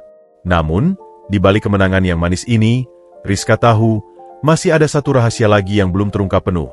Mengapa Agung sangat peduli pada janji pada Lastri? Itulah benang emas yang akan menuntun mereka ke babak berikutnya. Keadilan telah ditegakkan, tetapi kisah cinta dan takdir baru saja dimulai. Dunia kini terasa seperti tempat yang baru dan bersih bagi Rizka. Pembebasannya yang dramatis di ruang sidang, didukung oleh bukti tak terbantahkan yang disajikan oleh CEO Arktech, Agung Ananta, telah memulihkan namanya sepenuhnya. Jaya dan Bu Rika ditahan, menghadapi konsekuensi dari keserakahan yang telah mereka tenun. Rizka berdiri di ambang pintu kehidupan yang baru, bebas dari bayang-bayang masa lalu. Sore harinya, Agung membawa Rizka ke sebuah taman kota yang tersembunyi, jauh dari kilauan kamera dan hingar-bingar wartawan. Mereka duduk di bawah naungan pohon rindang, keheningan di antara mereka terasa damai dan penuh makna. Tidak ada lagi kasus, tidak ada lagi sidang, ujar Rizka, tersenyum lega. Terima kasih, Agung. Saya tidak tahu bagaimana cara saya bisa membalas semua yang telah Anda lakukan. Anda adalah malaikat pelindung yang dikirim ibu saya. Jangan berterima kasih, Rizka, balas Agung, memandang Rizka dengan tatapan yang sangat dalam dan personal. Tatapan itu terasa seperti jembatan yang menghubungkan dua dunia. Dunia Rizka yang penuh perjuangan, dan dunia Agung yang penuh kekuasaan. Keadilan sudah ditegakkan, dan janji pada Lastri sudah kutepati. Tapi, ada satu hal lagi yang belum selesai. Sebuah rahasia yang paling dalam, alasan sebenarnya mengapa aku begitu gigih menjagamu. Agung memulai, suaranya pelan dan penuh emosi. Rizka menatapnya, Hatinya berdebar kencang. Ia tahu, inilah saatnya Agung membuka kotak rahasia yang ia jaga sejak awal. Agung merogoh saku jasnya, mengeluarkan sebuah kalung liontin perak berbentuk hati. Liontin yang sama persis dengan yang diceritakan Rizka, satu-satunya peninggalan berharga dari ibunya. Lastri memberikannya padamu. Tapi di mana yang ini? Tanya Rizka, bingung. Liontinmu ada padamu. Liontin ini milikku, kata Agung. Ia membuka liontin perak itu. Di dalamnya, ada 2 foto kecil. Satu foto Agung muda yang tersenyum lebar, dan satu foto Bu Lastri yang cantik, penuh kehangatan. Lastri dan aku bukan hanya sahabat masa kecil, Rizka, Agung melanjutkan, suaranya sedikit bergetar. Kami adalah cinta pertama masing-masing. Kami saling berjanji untuk menikah saat kami berhasil meraih impian kami. Rizka terkesiap, seluruh tubuhnya membeku. Alasan sebenarnya, bukan hanya sahabat. Mereka adalah sepasang kekasih di masa lalu. Apa yang terjadi? Rizka bertanya. Air matanya mulai menggenang. Kami berpisah karena kesalahpahaman konyol dan ambisiku yang terlalu besar terhadap karir. Aku terlalu fokus membangun Architect, dan Lastri merasa diabaikan. Ketika kami berpisah, dia sangat terluka. Tak lama setelah itu, dia bertemu Hendar dan menikah dengannya. Agung menjelaskan, matanya memancarkan penyesalan yang mendalam. Aku tahu, itu adalah kesalahanku. Aku membiarkan cahaya hidupku pergi. Aku mencari Lastri selama bertahun-tahun, tapi dia memutuskan kontak sepenuhnya.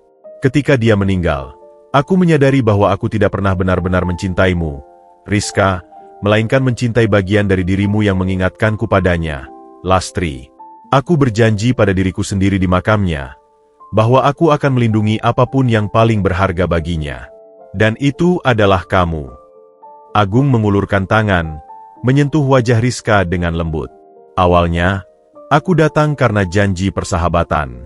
Lalu, aku bertahan karena rasa bersalah pada Hendar dan tanggung jawab pada perusahaanku. Tapi, Rizka, semua motif itu kini telah melebur. Agung menatap Rizka dengan tatapan penuh kejujuran. Aku melihat Lastri dalam dirimu.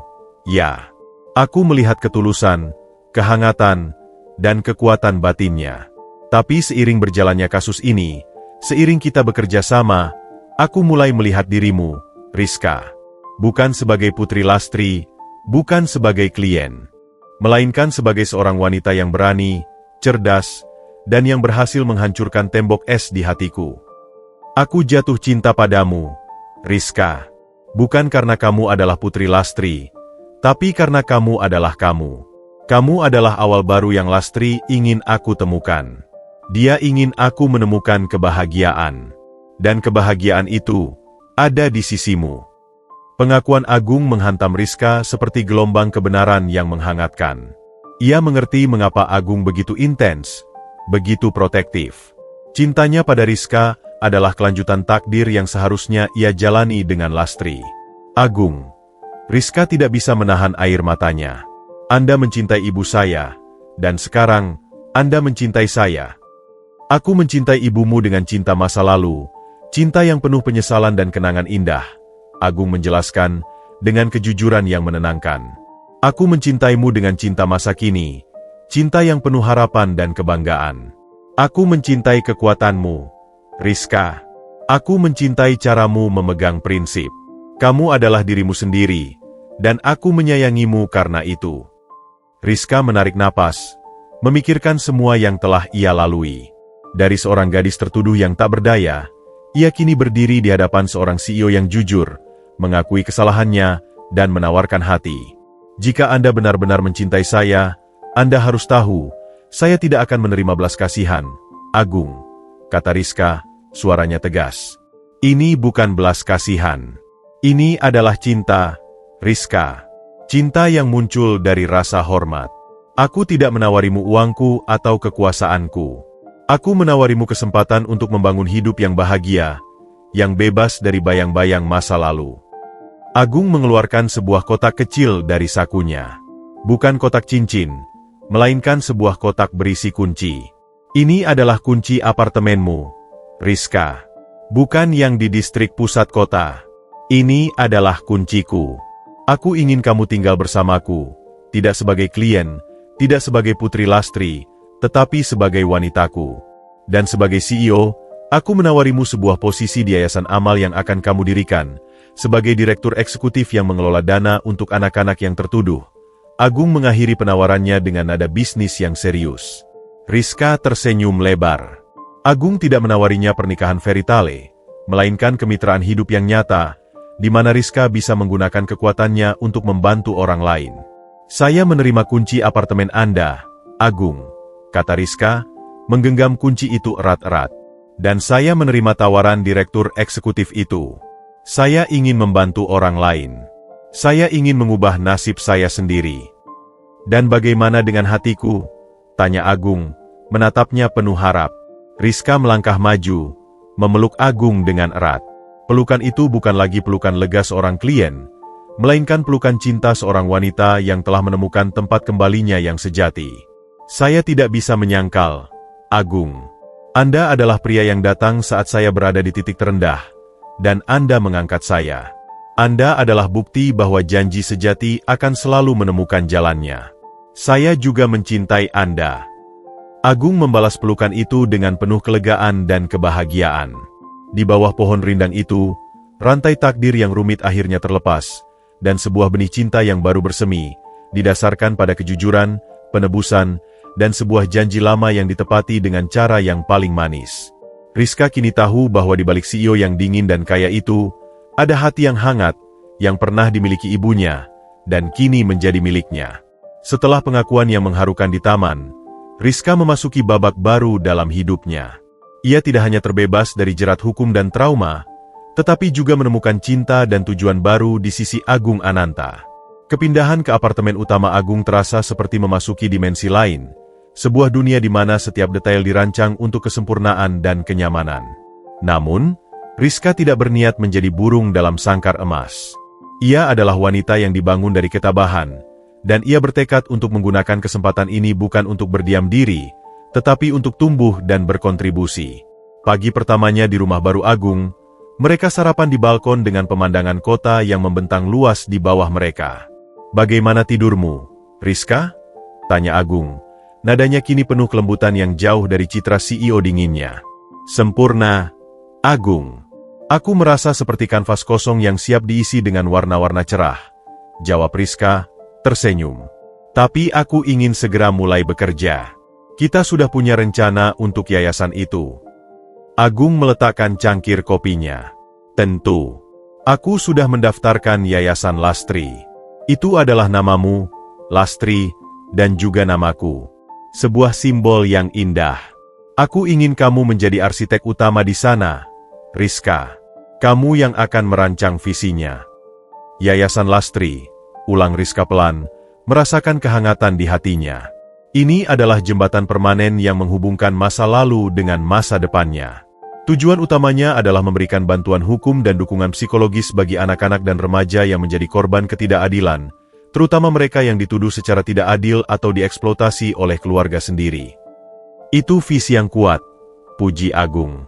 "Aku akan menyediakan dana awal yang besar, dan tim hukum terbaik Architect akan menjadi penasihat pro bono. Tapi, kamu harus memimpin, Rizka. Kamu adalah ruh dari yayasan ini." "Saya siap," Rizka menegaskan. "Saya ingin menggunakan pengalaman saya sebagai mata pisau keadilan. Saya tahu rasanya ketika tidak ada yang percaya, dan saya ingin menjadi suara bagi mereka yang dibungkam." Meskipun Agung sibuk dengan urusan Architect yang mengglobal, dengan rapat virtual yang kadang berlangsung hingga dini hari, ia selalu meluangkan waktu untuk Rizka. Hubungan mereka berkembang di tengah badai bisnis dan proyek amal. Mereka sering menghabiskan malam di ruang kerja Agung, Rizka dengan dokumen yayasannya, Agung dengan laporan keuangannya. "Aku melihatmu, Rizka," ujar Agung suatu malam, saat ia menutup laptopnya. "Caramu menganalisis anggaran yayasan, caramu menyusun strategi komunikasi. Kamu punya naluri kepemimpinan yang luar biasa. Itu sangat seksi." Rizka tertawa, merasa pipinya merona. "Aku belajar dari yang terbaik. Aku hanya tidak ingin menjadi wanita yang hanya bergantung pada kekayaan pasangannya. Aku ingin membangun kerajaanku sendiri, Agung. Dan itulah yang membuatku semakin mencintaimu. Agung mengakui, mendekat dan mencium kening Rizka. Kamu adalah api semangat yang kupikir sudah padam sejak lama. Langkah pertama Rizka sebagai Direktur Eksekutif Yayasan Lastri adalah merekrut tim inti. Ia harus berinteraksi dengan orang-orang penting Agung, termasuk Kepala Keamanan, Andre, dan Kepala Tim Hukum, Diana. Keduanya adalah profesional berkelas yang awalnya skeptis terhadap kekasih baru, bos mereka. Andre, Diana, senang bertemu kalian. Rizka memulai dalam rapat perkenalan, memegang kendali penuh. Saya tahu kalian mungkin bertanya-tanya, mengapa CEO perusahaan teknologi besar seperti Arctech mendirikan yayasan amal yang dipimpin oleh seorang gadis yang baru saja keluar dari kasus pengadilan. Saya tidak akan menyembunyikan latar belakang saya. Itu adalah senjataku. Diana, seorang pengacara karir yang dikenal karena ketegasannya, bertanya terus terang. Nona Rizka, kami menghargai transparansi Anda. Tapi, apakah Anda benar-benar siap menghadapi tekanan birokrasi dan skeptisisme dari luar?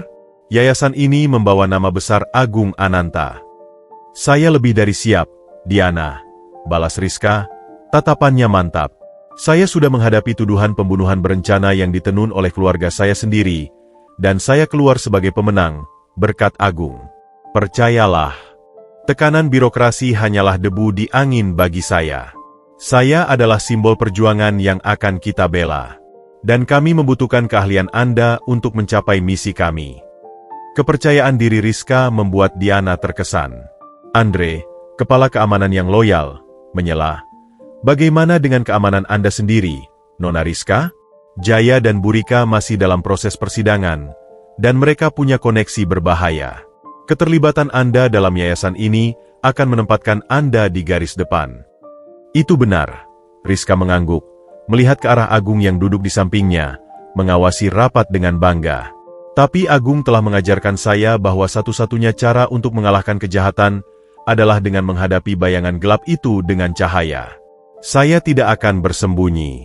Tapi, saya akan mendengarkan saran keamanan Anda dengan sangat serius, Andre.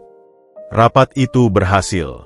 Rizka tidak hanya memenangkan dukungan profesional mereka, tetapi juga rasa hormat mereka.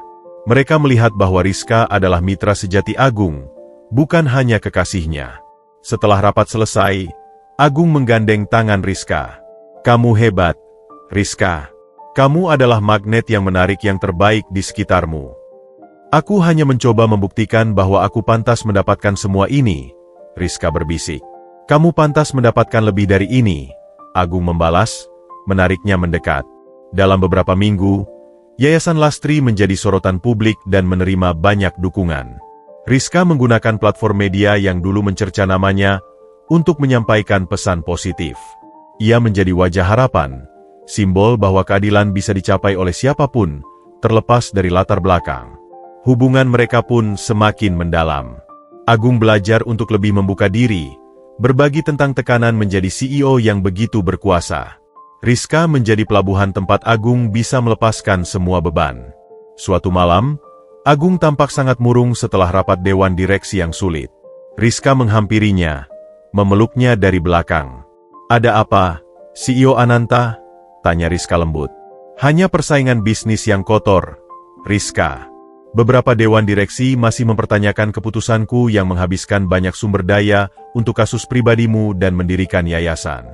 Mereka melihat itu sebagai lubang hitam di anggaran perusahaan, Agung mengakui.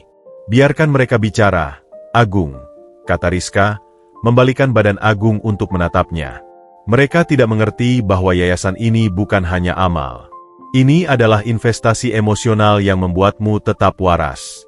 Dan mereka tidak mengerti bahwa menyelamatkan satu jiwa yang tidak bersalah lebih bernilai daripada semua triliunan di dunia. Kamu benar, Agung tersenyum tulus, mencium Rizka dalam-dalam. Kamu adalah kompas moral yang selalu aku butuhkan. Di tengah kebahagiaan dan kesibukan baru itu, Rizka menyadari bahwa Agung tidak hanya memberinya kebebasan, tetapi juga kesempatan untuk menjadi wanita yang ia impikan. Janji lama Bu Lastri telah ditunaikan dengan cara yang tak terduga, dan itu menciptakan takdir baru bagi Rizka, sebuah takdir yang penuh cinta, kekuasaan, dan yang paling penting, tujuan yang mulia. Kini, Mereka berdiri di puncak dunia, siap menghadapi tantangan apapun bersama-sama, sebagai pasangan sejati yang tak terpisahkan.